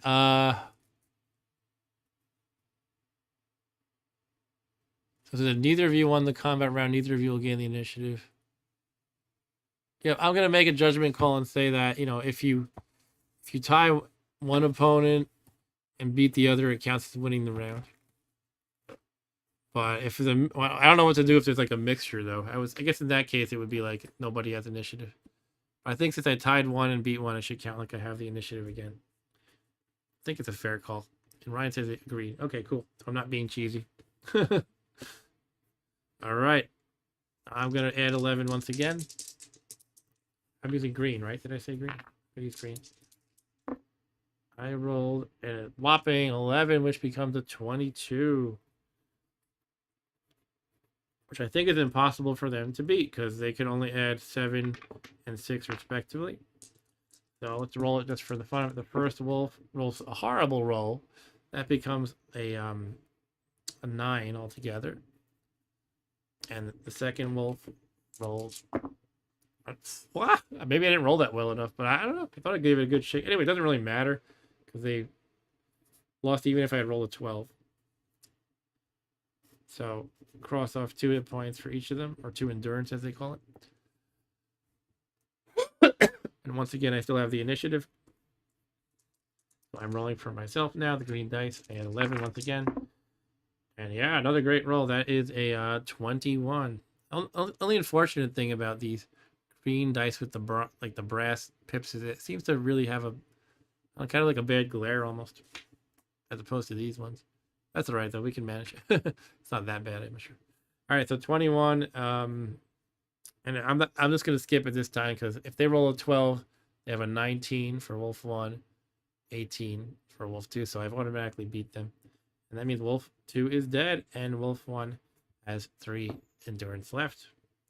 So once again, I roll an 11. This time I did not get a good roll. I got quite a poor roll, and that is a 14 altogether.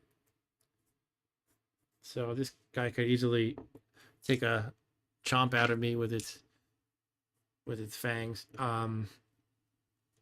So yeah, once again it rolls 7.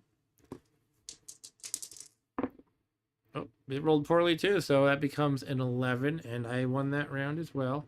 Only one more round to go. It has 1 endurance left.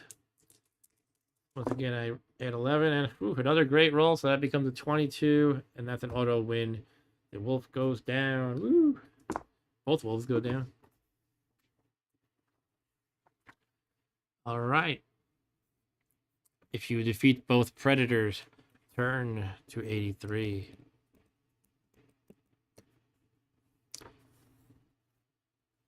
I didn't even break a sweat. You finally make it to the... Oh.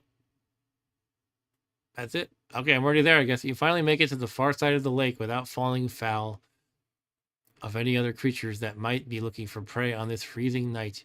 Turn to 446. I thought I was going to say like... I thought it was going to be like a long wandering path where I'm encountering several things, but it's just, yeah, I'm on the other side now, just like that. I just had to deal with the wolves. All right. You stand in the shadow of the craggy foothills of the mountain range. All right, so I'm to draw on my crappy map again. I guess I'm over here. I'm in the shadow of the craggy foothills of the mountain range. Okay, so blah blah blah. Looks like waves. I'm gonna draw some mountains.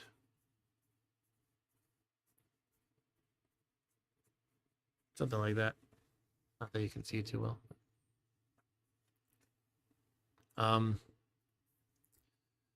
Where are we here? Rising from amidst the icy, snow-capped peaks is a colossal edifice that looks like it has been carved from ice, complete with sturdy towers and frost-rimed flying buttresses. The whole castle looks like it wouldn't be out of place as a decoration or on an extremely grand Christmas cake. Maybe the whole world is a cake, and that's what I'm discovering. Leading to a glacial gatehouse is a bridge of blemish-free ice that spans the deep crevasse that rings the fortress. As far as you can tell, there is no one about. If you want to cross the ice bridge with the intent of entering the castle, turn to 401. If you're uneasy about entering the edifice and would rather steer well clear, turn to 421. I guess the ice castle here, I have to draw that. Crappy ice castle drawing. It says ice castle on it. Right. Yeah. I can't just not check out an ice castle that looks like something on a Christmas cake. So let's go to 401.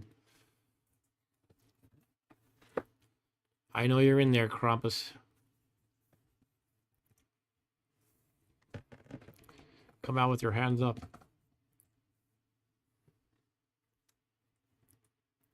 And by the way, I don't expect to actually finish this game book tonight. I may resume it next week, but we'll see how things go. And if we keep enjoying it, I'm enjoying it so far. It's definitely a different kind of story rather than generic fantasy. Yeah, it's fun. Warily, you step out onto the ice bridge, but when you see that it can hold your weight quite happily, you hurry across it, pass beneath the frozen gatehouse, and enter a wide courtyard. The moon shines brightly overhead, bathing the fortress in its monochrome light. You can see now that not all of the castle is made of ice. The walls and the towers that sit at the four corners where the walls meet are all constructed from stone. However, the central keep does indeed appear to have been put together from great blocks of ice. The place is eerily silent, as quiet as the grave, in fact, but you are not alone here. The courtyard is full of the most intricate ice sculptures of people, but they are contorted into all manner of agonizing shapes, with tortured expressions frozen on their faces. Their presence here is unnervingly chilling. So that immediately makes me think... Yeah, it makes me immediately think of Medusa and Gorgons and stuff. It's always described like that in stories where, you know, a Medusa or the Medusa is about doing her thing. And in this case, it's just the difference is they're made of ice instead of stone. So it's like an ice gorgon or something, maybe. You have two options open to you. You can either explore the frozen castle or leave. If you want to explore, where do you want to explore first? We have the southeast tower, 148, southwest tower at 89, northeast tower 205, northwest tower 34, the central keep 424. Really, it's arbitrary tower or the keep. I feel like the keep might be the, I don't know, like a big confrontation or like the main point of where I want to go to, but perhaps the towers have things I could use before I get there. And Ryan says, you went there, you have to explore, right? Yeah, I think I have to. Or if you'd rather leave it, that's an option, though. Without exploring the castle first, turn to 421. Yeah, so, should I draw this stuff? I don't know. Let's just pick the first one. How about Southeast Tower? 148.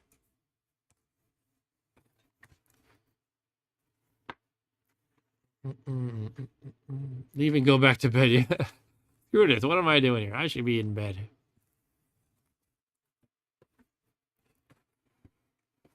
Okay. 148. The door to the southeast tower is hung with a Christmas wreath.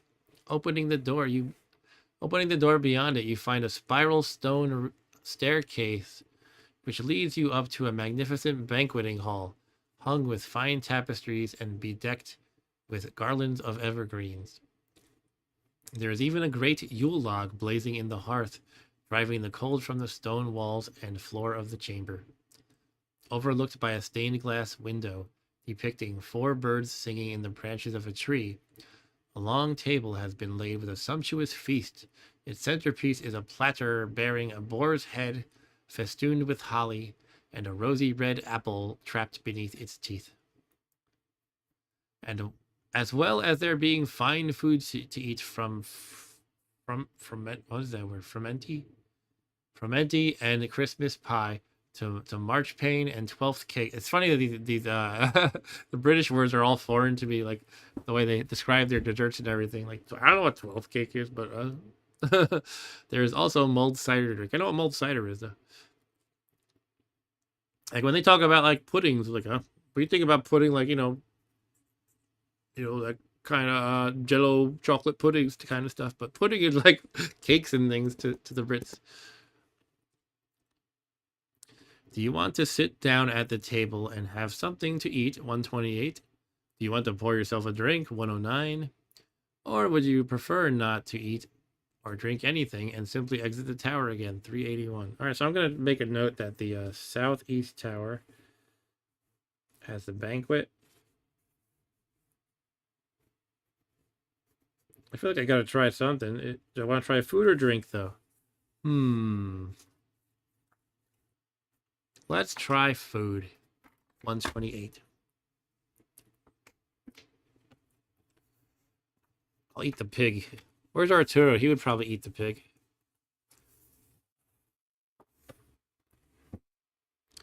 You tuck into a hearty meal of poached carp and prunes and spiced porridge, which leaves you feeling revitalized and re-energized. Gain 4 endurance points. Again, though, I have my max, which I assume that's the way it works, so I can't really gain anything. But it says if you want, you may take another 2 meals worth of food from the feast laid out on the table. Yeah, so I got 6 meals. That sounds great.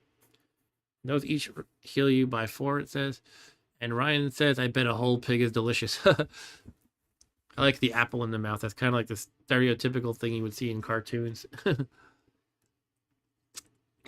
A pig laid out with the apple in its mouth. When you are done, do you want to wash it all down with a glass of something warming? Yeah, let's have the mulled cider. 109. This is probably going to be the bad thing. The food was good, but the drink is bad. Yep.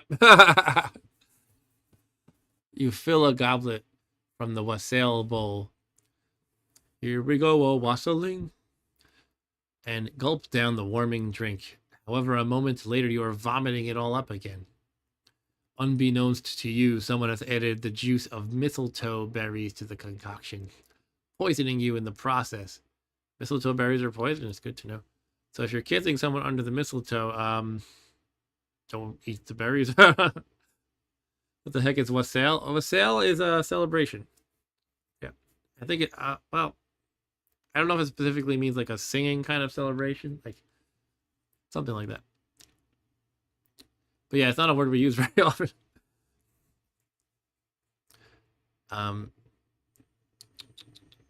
Yeah, so I lose 4 endurance. So yeah, if I did it in the other order, I'd probably be better. If that's even possible. You could eat one of your meals. I could. Should I just do it? Not feeling like anything to eat now, you leave the tower as quickly as you can. Well, I'm going to eat a meal regardless of what it says in the text about not feeling like eating. So I ate one of the meals that I have on me. Force it down. Now I have 24 endurance again. Okay.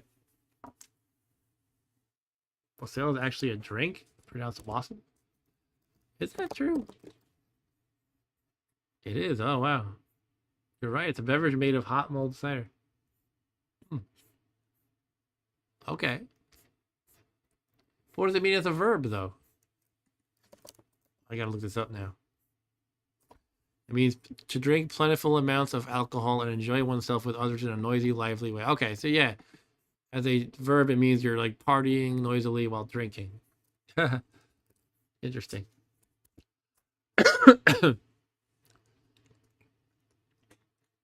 All right. So 381. Yeah, we should use that verb in at Christmas Day. You could tell your family you're enjoying the wassailing or the wassailing. I think it's wassailing. All right, so we've done the southeast tower, which was kind of a wash. Well, I got to put basically the net result of that was I got to add a meal to my inventory, so not bad. You know, I gained 2 meals and then I drank and lost 4 endurance, ate 1 meal, regained 4 endurance. All right, let's try the southwest tower next. That's 89. Here we go, a waffling.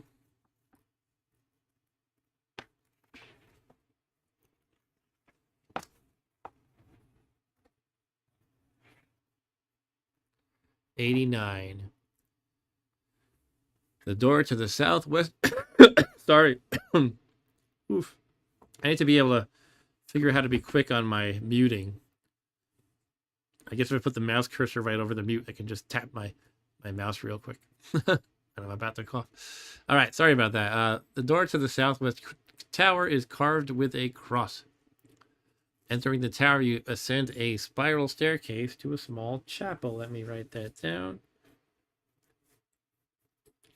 Chapel.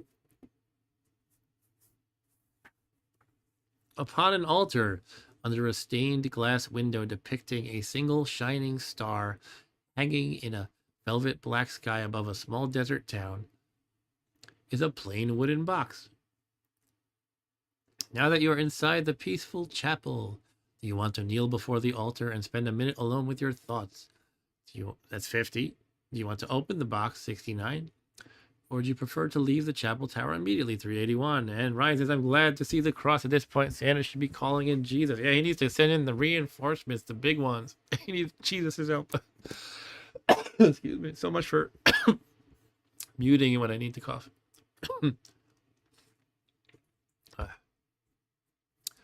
Okay, yeah, let's do a quick prayer, I guess. Or spend time with my thoughts, as it puts it. 50.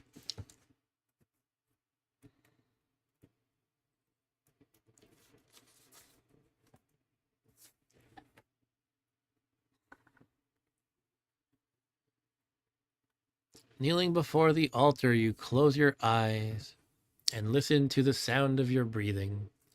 You feel like you could doze off at any moment, but then in your mind's eye you see a tower without a door, but clung all about with thick vines of ivy and the knotty branches of a holly rooted within the ice-cracked mortar between the stones. Let me process all that.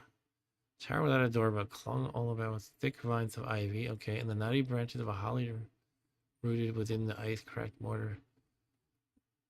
Okay, so it's a tower, but not this icy place. Although there's ice in the cracks.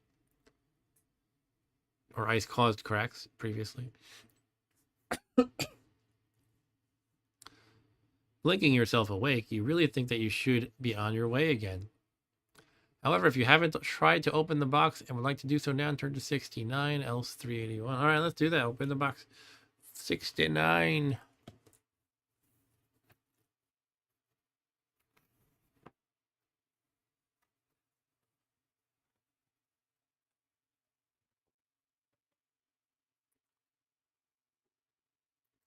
The box is not locked and opens with ease.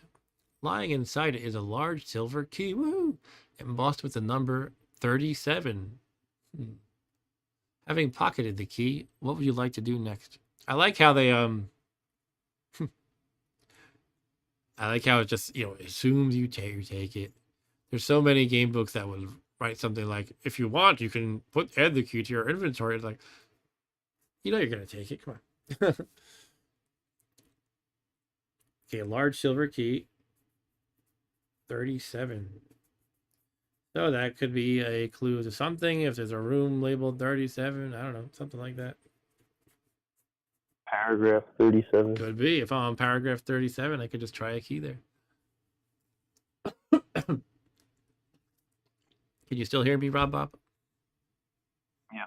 Okay, I accidentally hit a button on my headphones. I don't know what it does. All right. All right, so I already did this spend time with my thoughts, so I'm going to go to 381. Although technically, if you wanted to get silly, you could say that you can keep going to 50 and 69 repeatedly and collect a whole lot of silver keys. Just getting silly. 381. Is that back to the 4 choices or the 5 choices? I think it is. Yep. All right, let's keep checking out the towers. Northeast is next at 205. It's easy just to go from start, the top one to the end. So I don't have to actually try to remember which ones I've done.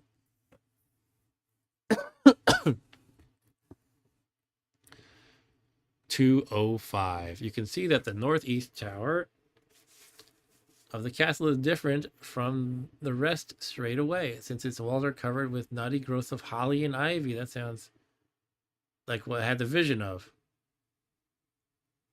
There was no door. It didn't really give me any information though. I just had a vision of it, like randomly. Anyway, there was no door in the bottom of the tower, just a window high up at the top. The only way to reach it would be to climb the flourishing evergreens. Okay, so this is the holly. What do you call it? Holly and ivy tower.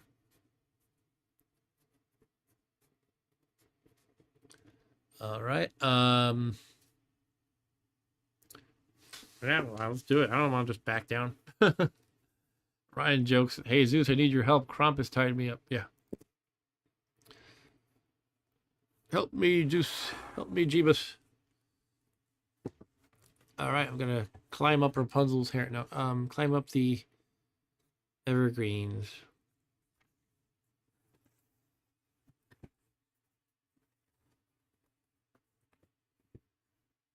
Taking hold of great handfuls of the ivy vines and the wooden branches of the holly, you commence your climb. Take an endurance test. All right, this should be easy. Well, again, it's still an automatic win because of the 24. I'll spare you the rolling. So we're going to go to 397.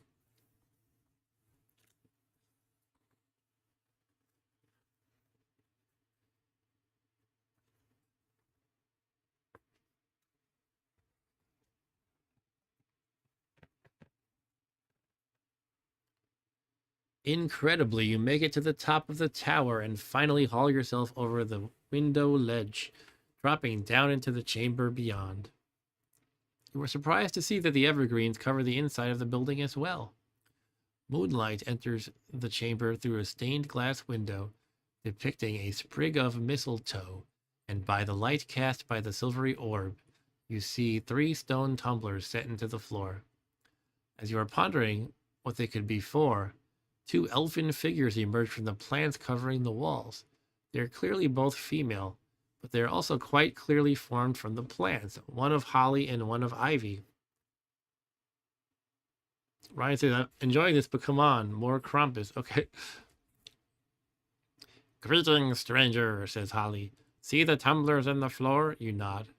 "If the treasure you would find, solve the riddle written here."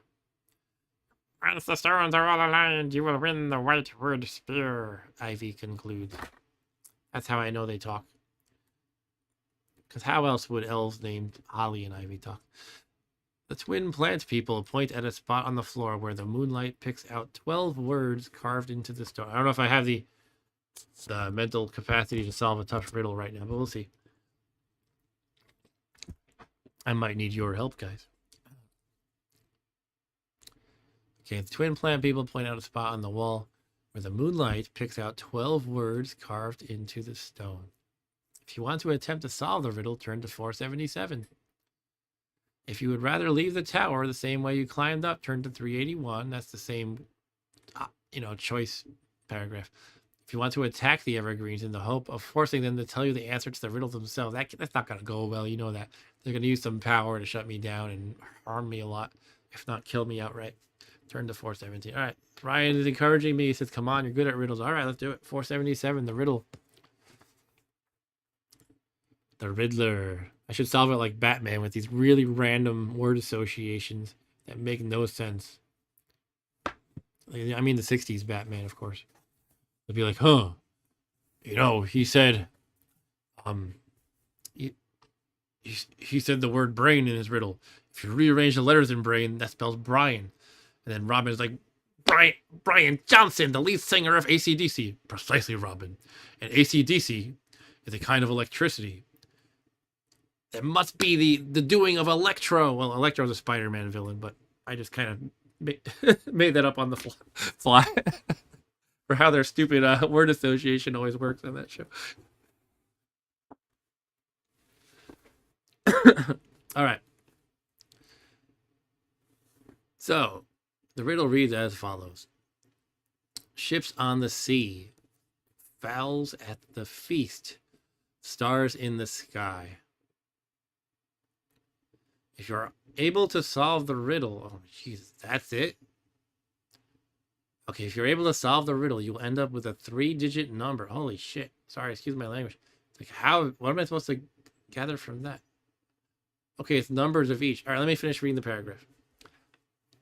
If you're able to solve the riddle, you will end up with a 3-digit number. Turn to the section with the same number now. However, if you're unable to answer the riddle or the section you turn to makes no sense, meaning you've got it wrong, turn to 495. Okay. Shit. Oh, geez. So there's a number for each of those lines, I guess. Shit. How many ships on the sea, fowls at the feast, and stars in the sky? But if I'm right that it's a digit for each, you know, 3 digits for each one for each line, then it's really not a lot of stars in the sky. You have the idea of the 7 seas, but not necessarily 7 ships. Yeah. Didn't say number of seas, it's ships on the sea. Fowls at the feast. Like the turducken. Sorry? 3. I don't know. A turducken. Why would it be a turducken? I don't know. Well, typically. Batman. Sorry? Because I'm Batman. You're being Batman, making the associations. Brian Johnson is the singer of AC/DC.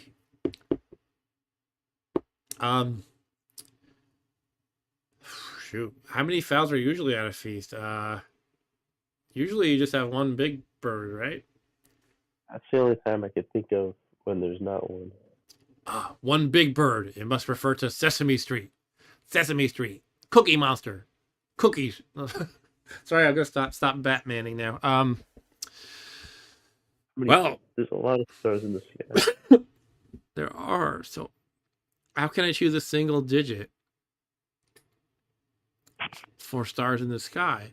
Was there something that said earlier that the sky is like too cloudy and therefore would be 0? I guess because it's a heavy blizzard. That's a real stretch, though. But better than anything else I can guess. So far I have the last 2 digits are 1 and 0. Because you would eat one large, you know, turkey or something for a feast. And there's no stars in the sky because of the bad weather. It sounds like a very weak, non-clever solution if that's it. There should be something clever here. What about the letters? Sorry? So what about ships? Ships on the sea. Could it be some kind of a phonetic or having to do with the letters rather than the meaning of these words? Something like SFS.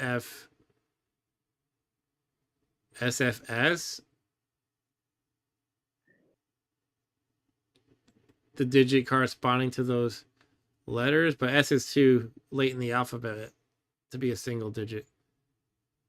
F would be A, B, C, D, E, F, 6, but S is like, I don't know, 20 or something, right? Or like 18, roughly about there. Well, I don't know if it matters, but like ships and sea start with the same letter. Fowl, feast start with the same letter. Yeah, Star, sky. Yeah, they're using alliteration. S, Yeah. S, F, S, S, F, S. That's why I was thinking maybe it would be SFS, and you can get the digits for each. S? Hmm? A, B, C, D, E, F, G, H, I, J, K, L, M, N, O, P, Q, R, S. I think that's 24. 24. No, that can't be right. Oh, I think I miscounted. No, you definitely miscounted. I definitely miscounted. That'd be why. S is the 19th letter. Okay. So is it like... Okay, let's start writing garbage so it's interesting to the viewers. Writing out garbage. Wait. Okay, so we got ships on the sea.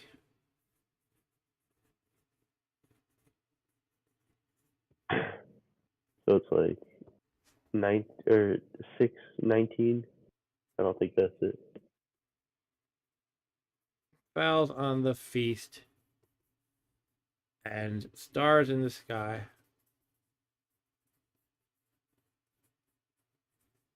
Okay, so if we are going through this numerology kind of thing, whatever you want to call it, we said that's 19 for S?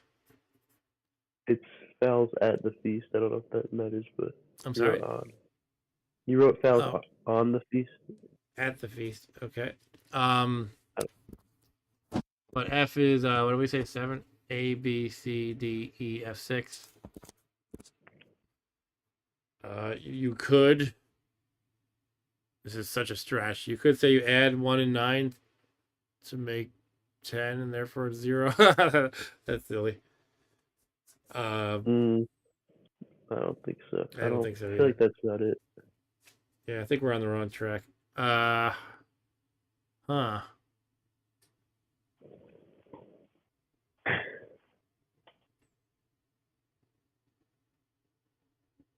Well, we're gonna be here a while. Funny thing is, last time in Beowulf we had a riddle, and I think we called it a stream there, and then I thought about it for a while, and I asked people at the family barbecue the next day and stuff. We could kind of repeat that. We could ask people at our Christmas Yeah, we can do that celebration, again. and then we could pick people's brains and hopefully come up with a solution for next time. But I want to plug away at this a little bit more for now. Does anybody else have any other ideas in the chat of how we can approach this?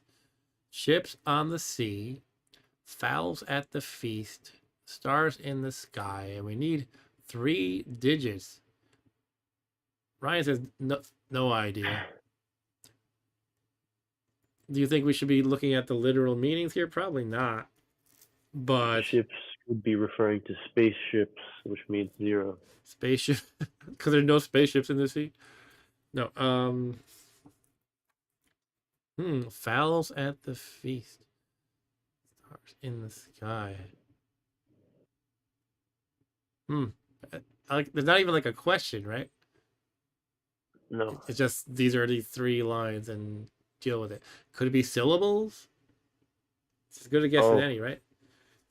Ships 1 on the ships that's on 4. the sea. That would be 4, yeah. Fowls Fowls at one. feast. At They're all the 4 though, right? Also 4. That's why Ryan said 444. Ryan did say 444. Did you were you guessing based on that syllables, Ryan, or the I number mean, of? you could try flipping to 444, right? I could. We could just do that and be done with it. Let me think another minute. Well, I mean, are we only giving ourselves one attempt? Well, for playing honestly, yeah, Okay, that's what it's. Okay. that was Ryan's guess before. I feel Okay. like that's not it. But if we can't come up with anything else, then might as well Yeah. try that. What about anything related to if we wrote out the acronyms for these, like SOTS? I don't know where I'm going with this. I'm just playing around with the information we have. FATFA, and then we have SITS. SOTS, FATFA, SITS.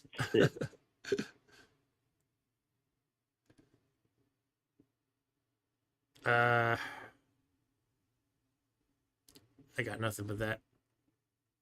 Brian said I tried that. It means nothing. Okay.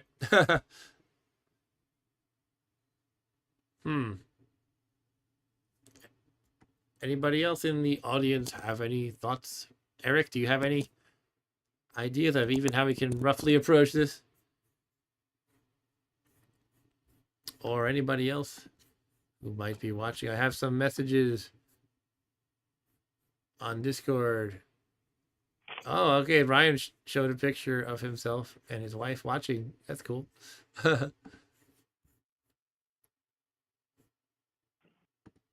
Let's see. 444 is the only thing that has like any kind of consistency to it that we found. Like in other words, I felt like we might have been onto something with the S and the F numbers here, but the problem is what do you do with 19, and so it doesn't resolve to anything. But I'm hiding. I'm peeking out from behind the paper. Hi. Should we could add up the number of letters. That's probably too many for a single digit. Excuse me. Sorry, guys. You could subtract the second word from the first word, so subtract 2, 0, 2. Like the first letters, the number of letters. I didn't follow that. 5. Down 5 here? minus 3 for ships. Minus C. That doesn't make sense, but 5 minus 3. I don't know what you mean. there's 5 letters in ships, 3 Okay, letters in C. And then you could subtract be. the 2. Oh, 202. that's pretty awkward if that's the solution. Doesn't seem like it. That's the kind of thing that would make you want to punch the author. Should we go back to looking at the original meanings? Ships on the sea. Doesn't have to necessarily be 1 digit for each of these lines. Although I don't know what else it could be.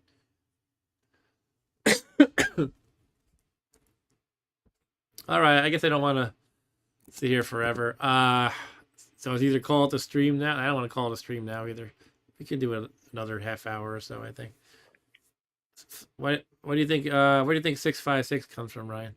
I don't think there's that many paragraphs in the book, so it can't be 656. We already did. We're that, kind of Ryan. we're kind of close to the end of the book, and we're on 450, so there's no 600. The last paragraph or the last page has 499. I guess it goes to 500-ish. With that in mind, 444 might still be our best guess, really. I guess I'm just gonna go for it. Let's go for that. What bothers me, that seems like kind of a weak riddle if that's the thing. But we don't have anything else to go on. It's not even a question, though. It's not even like,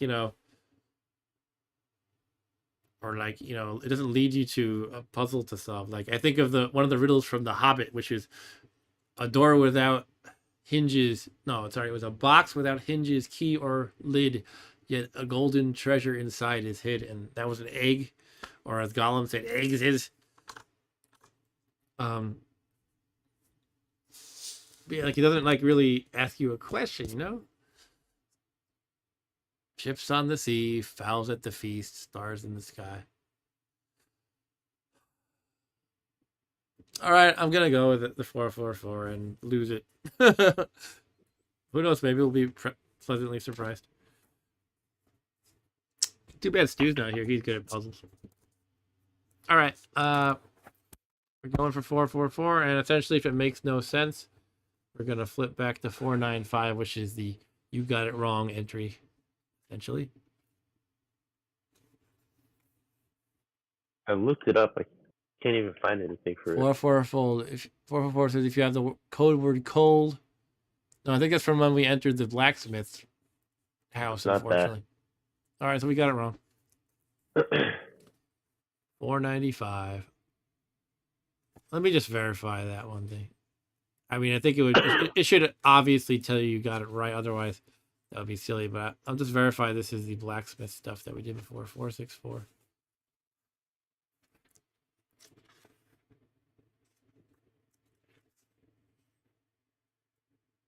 Yeah, this doesn't make sense. It's not it. Okay.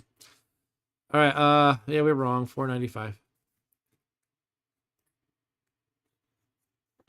I want to at least know what the answer is. Well, in a sense, it might be good if it doesn't tell you because it kind of lets you think about it and try again next time. But it might tell you the answer. You know what I just noticed? Look up here. Someone's fighting like a whole army of gingerbread men. Look at that craziness. Frustratingly, you do not know the number to which stone tumblers need to be set. Oh, well. You cannot hope to claim the white wood spear, whatever that is. That's too bad. Perhaps you could force the chamber's evergreen guardians to reveal the number to you. If you want to try this heavy-handed, I don't feel like attacking them is going to work. Or I feel like a jerk doing it, so I'm going to leave 381. Only Arturo was here to convince you to do that. Yeah, Arturo would be like, kill them. Kill them. Excuse me. But, I kind of do, again, I do kind of like that. It doesn't tell you the answer because that gives you some time to think it over and then you can play again sometime. And, it doesn't spoil it for you. And I don't usually play these repeatedly these days because I only have so much time. But, I still kind of like that. It's making you wonder. You could always just cheat by Googling it or something, I guess. You just said you did that, though, right, Robo? Yeah, I looked it up. I didn't find anything. Okay.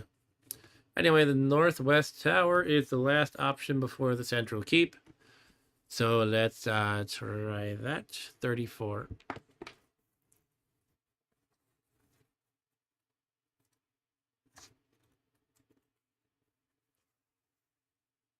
It says entering the northwest tower.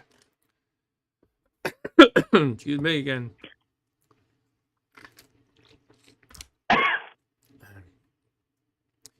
You are confronted by a door of solid iron-bound oak, which is firmly locked. However, the sound you make as you try the handle alerts the person imprisoned within to your presence. Uh-oh. A haggard face appears at the small barred window in the door, set amidst the tangle of an unruly gray beard, while a pair of red-rimmed eyes peer out at you. As they focus on you, a wild smile spreads across the face, and a cracked voice says, "Stranger, are you here to save me?" "Who are you?" you asked. "My name is Venceslav, and this castle once belonged to me. That is until the Snow Queen seized it from me and turned the members of my court into those ice sculptures you must have seen in the courtyard. Let me out, and together we can rid ourselves of the usurping ice witch. If you want to release the prisoner, turn to 72. But how do you know if he's telling the truth? If you would rather leave him locked in the prison tower, turn to 14. What do you think? Could he be the real bad guy and he's imprisoned for doing bad deeds? Let's give it a shot. Let's release him. I'm too trusting, apparently. Yeah, I think you should release him. It should give me a chance to say, how do I know you're telling the truth or something like that. But I don't know. I'll be naive and release him.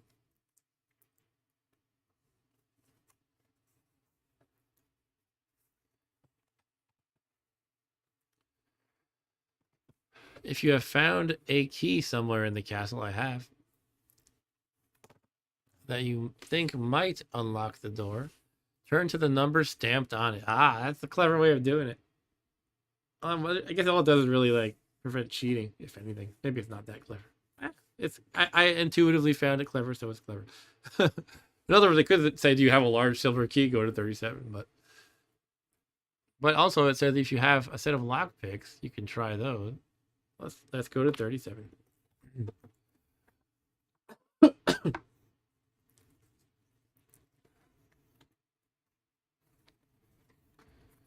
With a little persuasion, silver key slides into the lock, and as it turns, you hear a distinct click.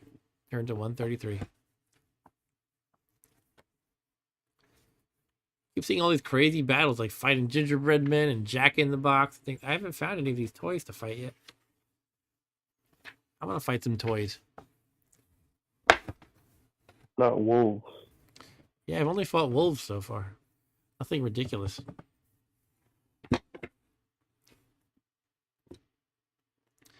Thank you, oh thank you, Venceslav cries, hurrying out of the cell before you can change your mind and shut him in again. The cell he has been living in for goodness knows how long is a dank affair, with moldering straw on the floor and frost covering the walls. The only illumination comes from the moon shining in through a small stained glass window high up in the tower, and inaccessible to anyone imprisoned inside the cell, that depicts three ships. Oh. 3 ships in full sail riding the stormy waves of a stylized sea. Get it, guys? Is the clicking happening for you guys too? So you have to find them, I guess? Look, ships on the sea. There's 3 now. We know that. Fowls at the feast. Remember we went to the banquet and there was all this stuff on the table? All this food? Stars in the sky. So the 3 ships from this place. And like you said before, I think we're on the right track. You were saying there were 0 stars in the sky? When I prayed at one of the towers, I prayed, and It described a scene. It described a tower, and it might have said how many stars were in the sky. I don't remember. Anyway, I think that's the idea, is you have to go to the other 3 towers before the one that has the riddle, and then you get the tips from each of them. If you pay attention, you have 3 ships. One of them was the banquet, right? And it must have said how many fowls were on the table. And then the other one, it described the scene when I prayed. I just don't remember if it mentioned stars specifically, but it probably did.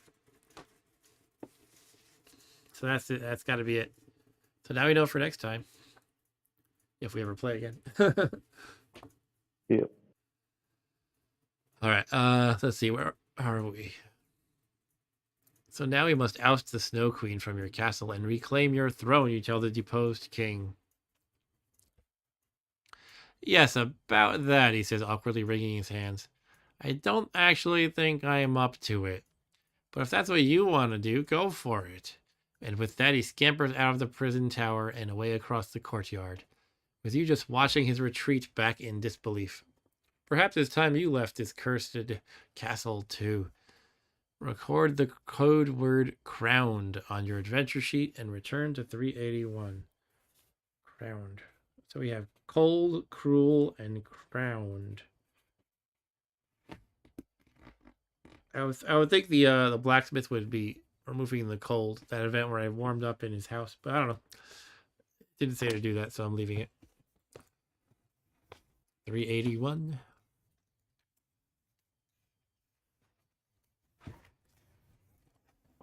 Okay, we're back at that choice. We've been to all the I guess I can revisit the same ones, right? There's nothing saying I can't do that. I guess. Should we do that? We got the 3 ships. Yeah. I don't know if that's cheating. It didn't say you can't go to the same one. So I'm going to go to the banquet again and try to pay attention to how many fowls. That banquet was the southeast. 148. I don't know. Does this feel like cheating, or what do you guys think? I think it's fine. All right. Although, wait, could you like eat and drink this stuff again? Yeah, I guess so. 'Cause Is that cheating? that feels like cheating. It seems like I get infinite meals this way. All right, I'll just say we can't do this then. 381.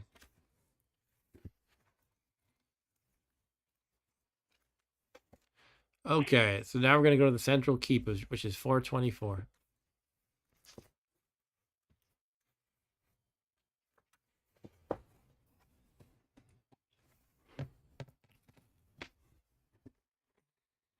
You make your way toward the entrance to the ice-locked keep.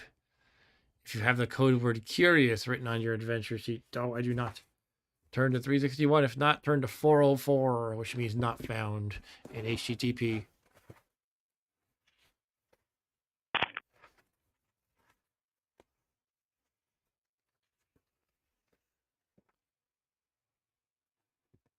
Now it says record the code word curious on your adventure sheet. Huh. Okay, so now I gain curious. That's interesting.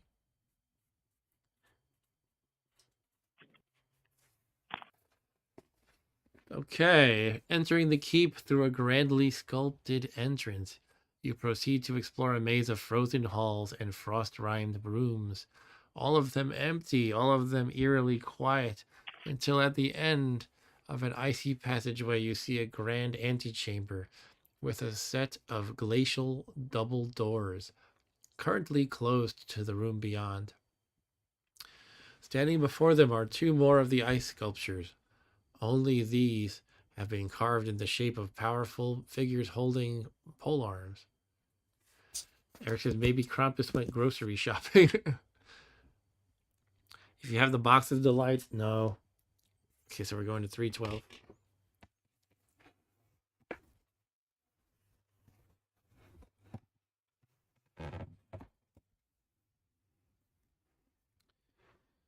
As you approach the antechamber, the ice-formed guards start to move, with an unnatural life of their own, bringing their glittering polearms to bear.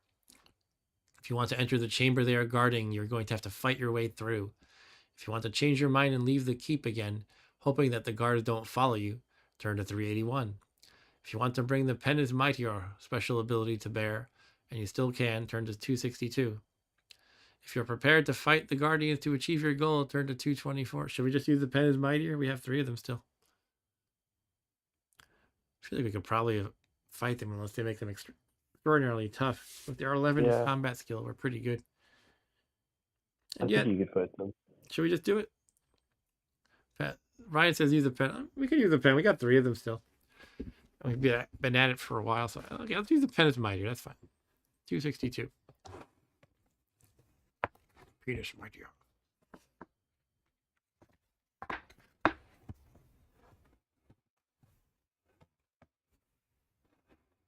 I'm gonna go. All right, Rob Bob is out. Yep. All right. Okay, good night, Rob Bob. Thanks for joining. I'll let you know what happens, but I'm probably going to wrap this up within like 15 minutes or so. Okay. Okay, good night. Good night.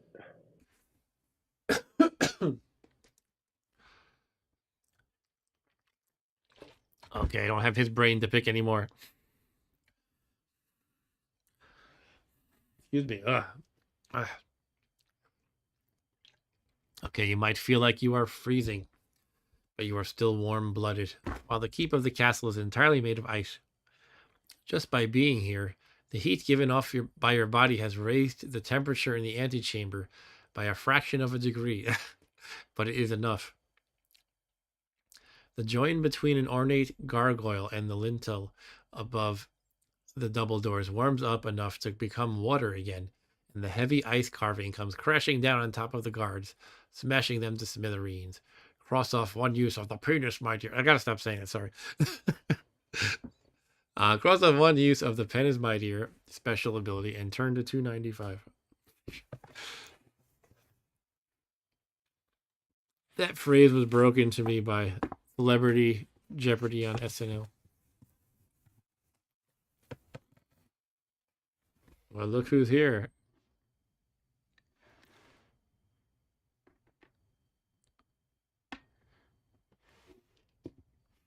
With the guards up. Sorry about that. With the garden. Excuse me. Oh.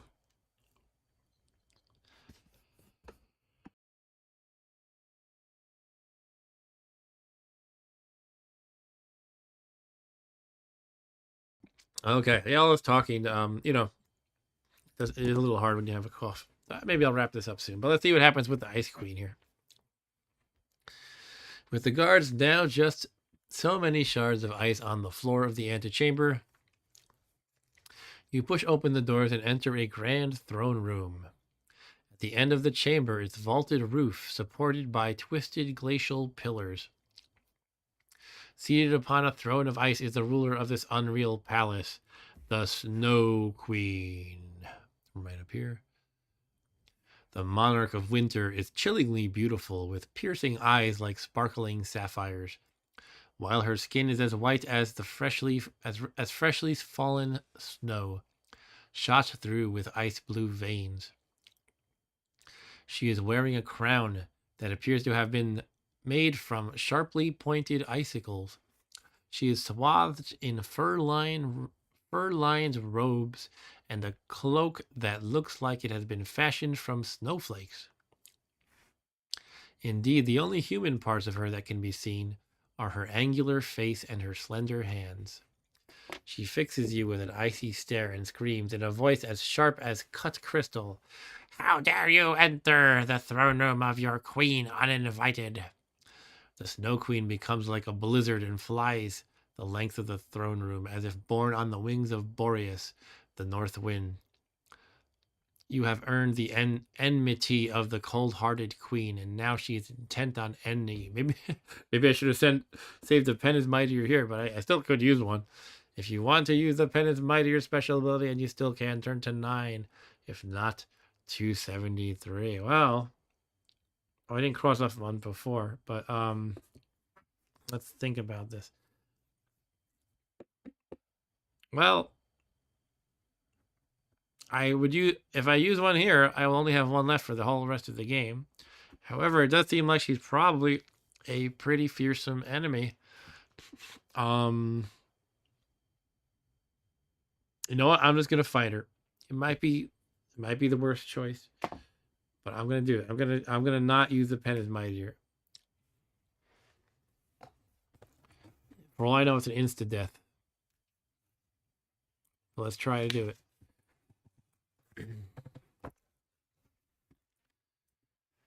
Okay. Shrieking at you, her voice, the shrill keening of the wind. The elemental spirit that is the Snow Queen attacks, bombarding you with blasts of hail-hard pellets and dagger-sharp shards of ice. In this battle, the Snow Queen has initiative. Okay, so I actually have an edge on her, though, because she adds 1 for initiative, so she has a 9 combat. But I have 10 combat with my axe. I think there's more on the next page, so do I just fight her, or do I have to read all this text first? Let's read all the text. If the Snow Queen wins a combat round, roll 1 die or pick a card. If the number rolled is odd or the card is red, you are struck by dagger shards of ice, lose 2 endurance points. If the number rolled, so I mean the top of the 2 you lose from losing the round of combat. If the number rolled is even, you are bombarded by stinging hail. Roll the die again. If the number rolled is odd, lose 3 endurance points. Jeez. But if the number roll is even, just lose 1 endurance. Let me read this again. Okay, so if she wins, and then you roll a die. If it's odd, you lose 2 endurance. If you roll even when she wins, you roll again. And in that case, odd means lose 3, or even means lose 1. So essentially, every time she wins a round, you're going to lose 2 endurance, plus half the time you lose another 2.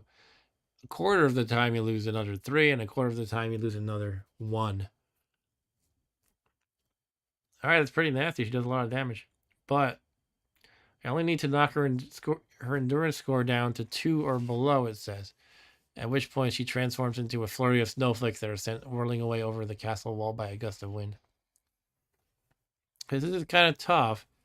If I can get the initiative in round 1, though, I'll be in good shape, right? Because right now it's my 10 versus her 9. But if I can just win that first round, it'll be, I have the initiative, so it'll be my 11 versus her 8. And then from there, I should be able to pummel the crap out of her, hopefully. So see how the initiative can make a big difference. All right, but as it is, I only have the edge by 1. It's my 10 versus her 9. Let's bring out, I don't need this headset anymore because that was for talking to Rob. Let's bring out the combat sheet and make it big. All right. Don't need to see the wolves right now. She's the Snow Queen or the Ice Queen? It is the Snow Queen. No Queen. She has combat 8 and endurance 11, but I only need to bring her to 2. Might as well just give her a 9, it feels like, but whatever.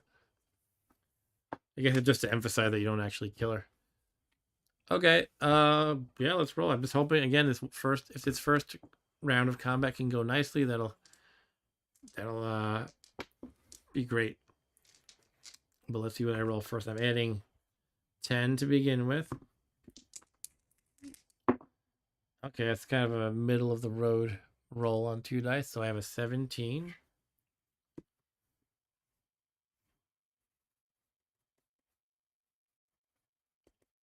So my 17 versus her, adding 9, right? Yeah, adding 9 for her. Ouch, she got the better of me. She got a 19. So therefore, she hurts me for 2, and I'm down to 24 plus the other thing, which was if I have to roll even or odd. Odd is 2 damage. Otherwise, it's 1 or 3. Odd is 2 damage. Okay, so I take 4 damage and I'm down to 20. Okay, let's try to get in the hit. Once again, I add 10. Oof, poor roll. 13. All right. 13 versus she obviously beat me, versus 16. So once again, I'm going to take 2 damage plus the result of this. Odd means an extra 2. It's odd again, so 4 damage once again. Oh, gee.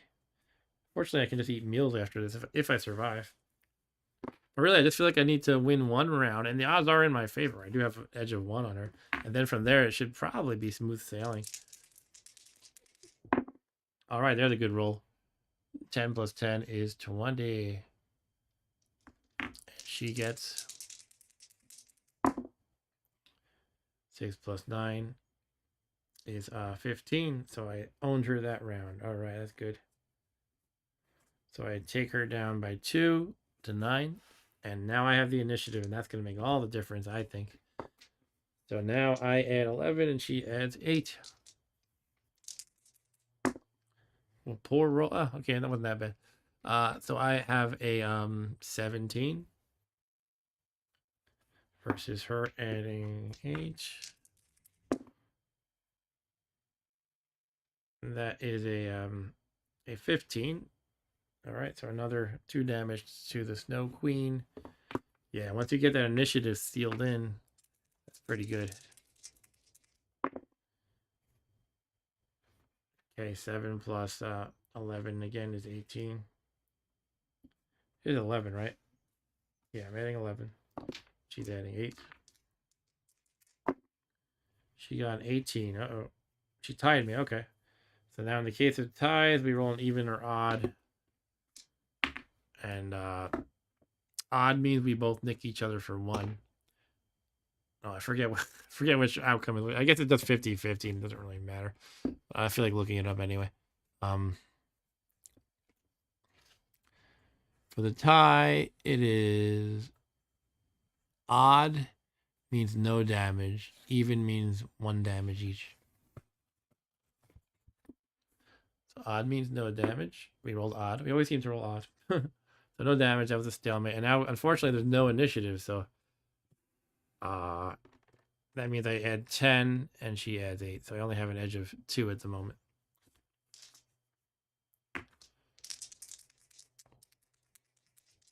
I add 10. Oh. Crappy roll. 13.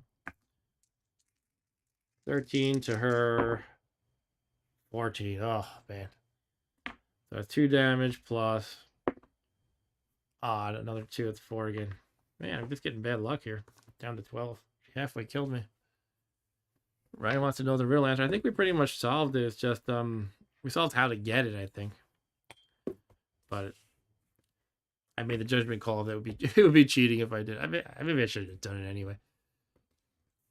Kind of too late now, I guess. Yeah, let's keep rolling now. She has the initiative though. So she has 9 and I roll my 10 again.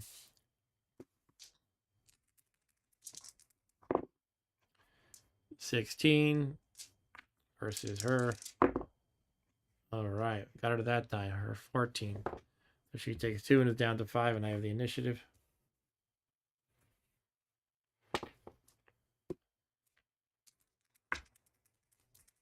Because they have the initiative, I'm rolling what? I'm adding 11, so that should be a 17.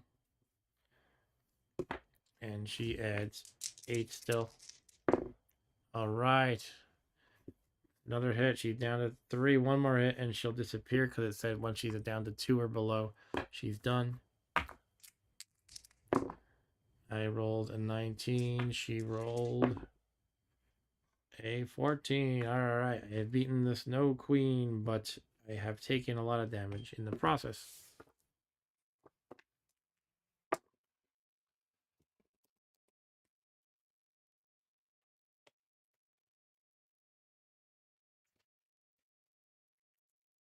Okay, so she transforms into a flurry of snowflakes that are sent whirling away over the castle wall by a gust of wind turned to 227.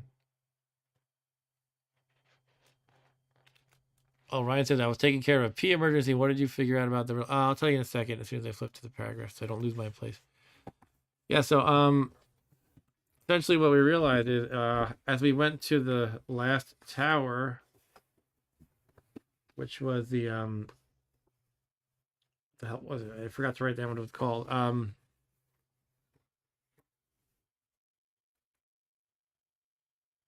My brain's dying. Anyway, it said there were something like a picture of 3 ships on the sea. And essentially we realized that the riddle was you have to visit the other 3 of the 4 towers. This one tells you there's 3 ships. This one is how many birds are in the feast or how many fowls are in the feast. And this one, I'm assuming that when I prayed, it told me how many. Like, I remember it gave me an image of the tower with holly and ivory. I think it might have said there were 7 or whatever stars in the image. So that's what you have to do. You have to visit all the other towers before the holly and ivory one. Holly and ivy. And then when I was debating, well, maybe I can just revisit the towers again and get the information. And then we kind of talked ourselves out of it because we said, well, then if you could just keep going to the same towers, you could keep going to the banquet and collect infinite meals in your inventory. So they probably didn't intend for you to do that. So we're like, all right, well, fair enough.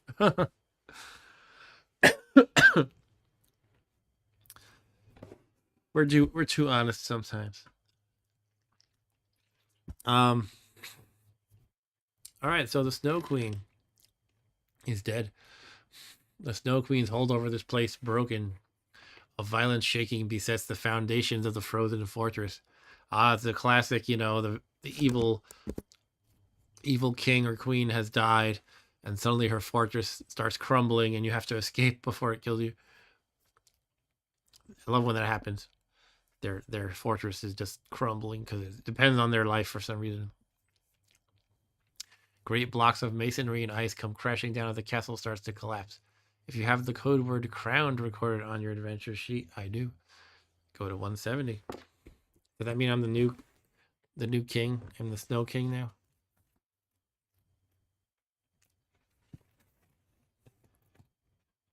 I have a whole... Oh, I got crowned because I rescued that guy Venislav or whatever his name was. Here we go.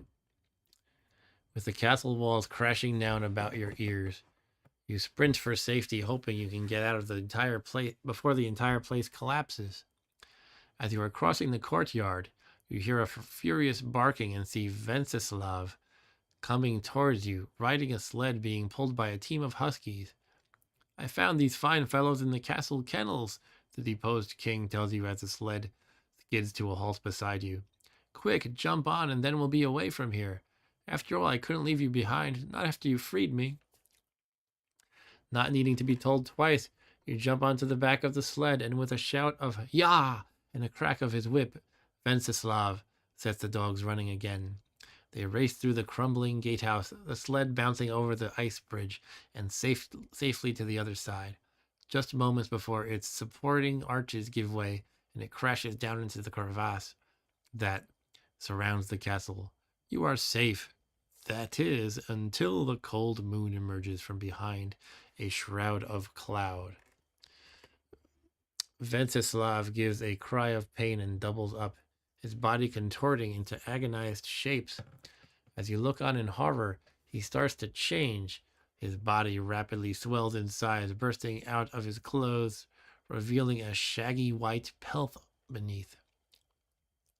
His face elongates with a horrible cracking sound like bones creaking as it becomes an ursine muzzle, or ursine, I mean like bear-like, while his hands transform into huge black padded paws embedded with lethal claws as long as and as sharp as knives. You are no longer sharing the sled with a crownless king, but a furious polar bear. The huskies howl in fear and panic, dragging the sled down a bumpy slope, and you and the transformed Venceslav tumble from it into the snow. Bellowing like the brute beast he now is, with a murderous bloodlust burning in his eyes, The Venceslav bear goes for you. If you want to use the pen is mightier special ability now, and you still can turn to 139. If not, turn to 480. I'm gonna fight him. I should have eaten some meals, but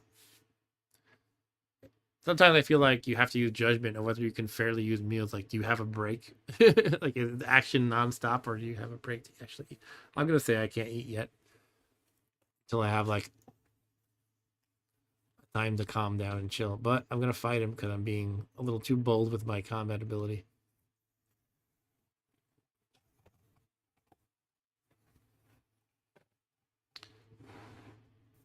How do you intend to defend yourself against the polar bear?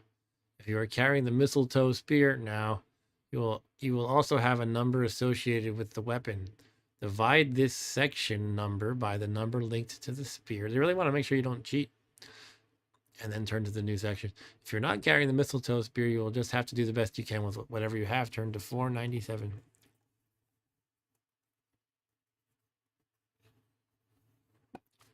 Thanks. All right, it's going to be a tough one. This might be the end of me.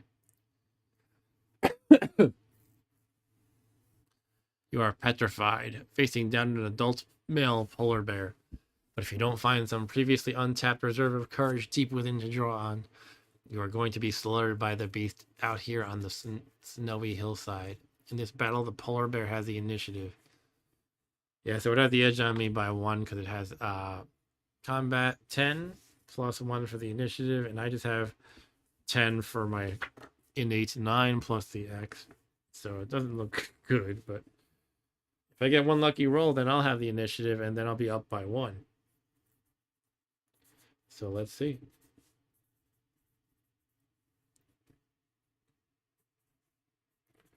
But if I do die here, that would be a fitting place to cut the stream. And then we'll see what we do next week. I don't know. Could always try again. And kind of rush through the parts we've already done. And then I could actually solve the riddle this time. That would be cool. Ryan says, I like to think it's the Christmas Coke polar bear. All right, so I got to get some good rolling here or I'm dead. I only have 12, I believe, health left. At least this polar bear doesn't do extra damage like that, like the Snow Queen did. But it's going to be a tough fight. So let's roll for myself first. I add 10. Let's make this bigger.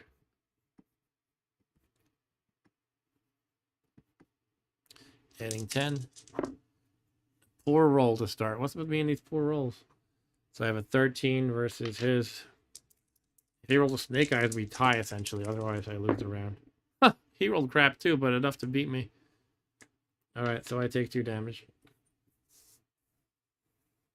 Where's my character sheet? I take 2. I'm down to 10. Not looking great. I'm going to eat a lot of meals after this. If I do survive. Alright. Come on, we need some good rolls here. Not great. Better than before, but that's a 16 altogether. He has 11. It's a 15. Wait. No, I have a 15 altogether, and he has a 15. It's a tie. Okay, so now we do even or odd to see if there's any damage. Even. We each nick each other for 1, that means. So polar bear is down to 12, and I am down to 9. But that cancels his initiative, which is good. So that's a not too bad outcome. All right, so we each add 10 at this point. Basically, just high roller wins. I rolled a 6. He rolled a 10. Oh, man, these rolls aren't really going in my favor. So I take 2 damage, and he regains the initiative. I'm down to 7.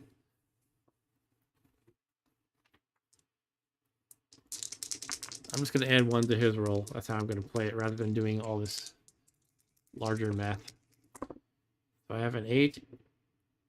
And we're going to add 1 to his roll. He got a 5. All right, I won the round. And he has 10, I have 7. And I have the edge by 1 in the battle. Yes, got to keep it going with this. So I'm going to add 1 to my total. Okay, that's a 9. And he has, 6. I got him again. He's down to 8. Gotta keep it going for 4 more rounds. It's likely he'll at least get me at least once before then regain the initiative, which is that could be the end of me there. But let's see what happens. All right, that's not a great roll. It becomes a 6.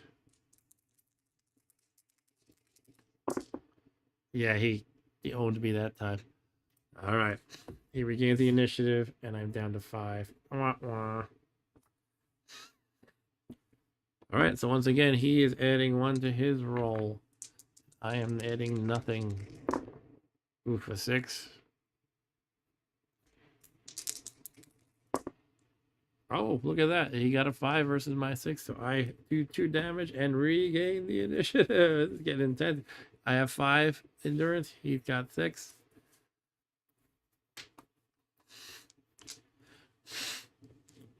I'm adding 1. Come on. High roll, high roll. All right, once again, I'm rolling. I seem to roll that a lot for some reason. It's becomes a 7. And he got a 6. I got the edge on him. Yes. 4 endurance left for the polar bear. Should have just used the pen is mightier, but maybe I'll come out of this on top. Hit 1, and I've got a 10. Nice. That was a 4. I just knocked it over. So this becomes a 10. All right, got him again. Last chance, Mr. Polar Bear. You're up against the ropes. I got, once again, a 10. This could be it for the polar bear. Oh, we tied. We tied. Look at that. Okay, we have to see how the tie resolves now. Evens or odds. Evens, we each take 1 damage. I didn't want that one, but okay. He has 1. And I have 4, and I lose the initiative, though. We're tied now. So just straight. We roll our dice. High roller wins. I got a 7. And he got a 4. I finished off the polar bear. That was formerly Venceslav. Whew, that was a rough one. But I am on top. I've won. If you somehow managed to win your fight with the beast, turn to 465. And now as soon as I'm probably being a little harsh on myself. But as soon as it doesn't seem like I'm in, intense action, I'm going to let myself eat a bunch of food. And Eric says you should also eat the polar bear. Yeah, why not?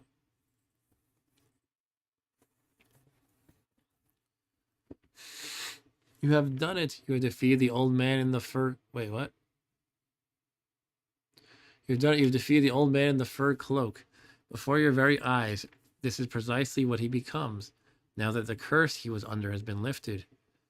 Thank you, Venceslav whispers with his dying breath, and then it's gone.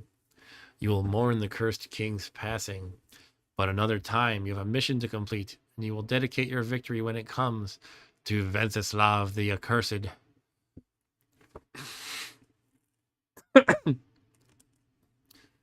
Leaving the dead man's body to be buried by the falling snow, you set off again, traveling north towards the dark teeth of the mountain range. All right. Well, I'm going to eat food. I'm going to eat food because I am almost dead. I'm using the wrong keys here. Yeah, there we go. It's big again. All right. So if I eat all 4 of my meals, and I don't see why I shouldn't, I will gain 16 health. Let's do that. It takes me back to 21. That's pretty good shape now, actually. So yeah, that Snow Queen and the polar bear beat me up quite a bit, but came out on top. Not bad, huh?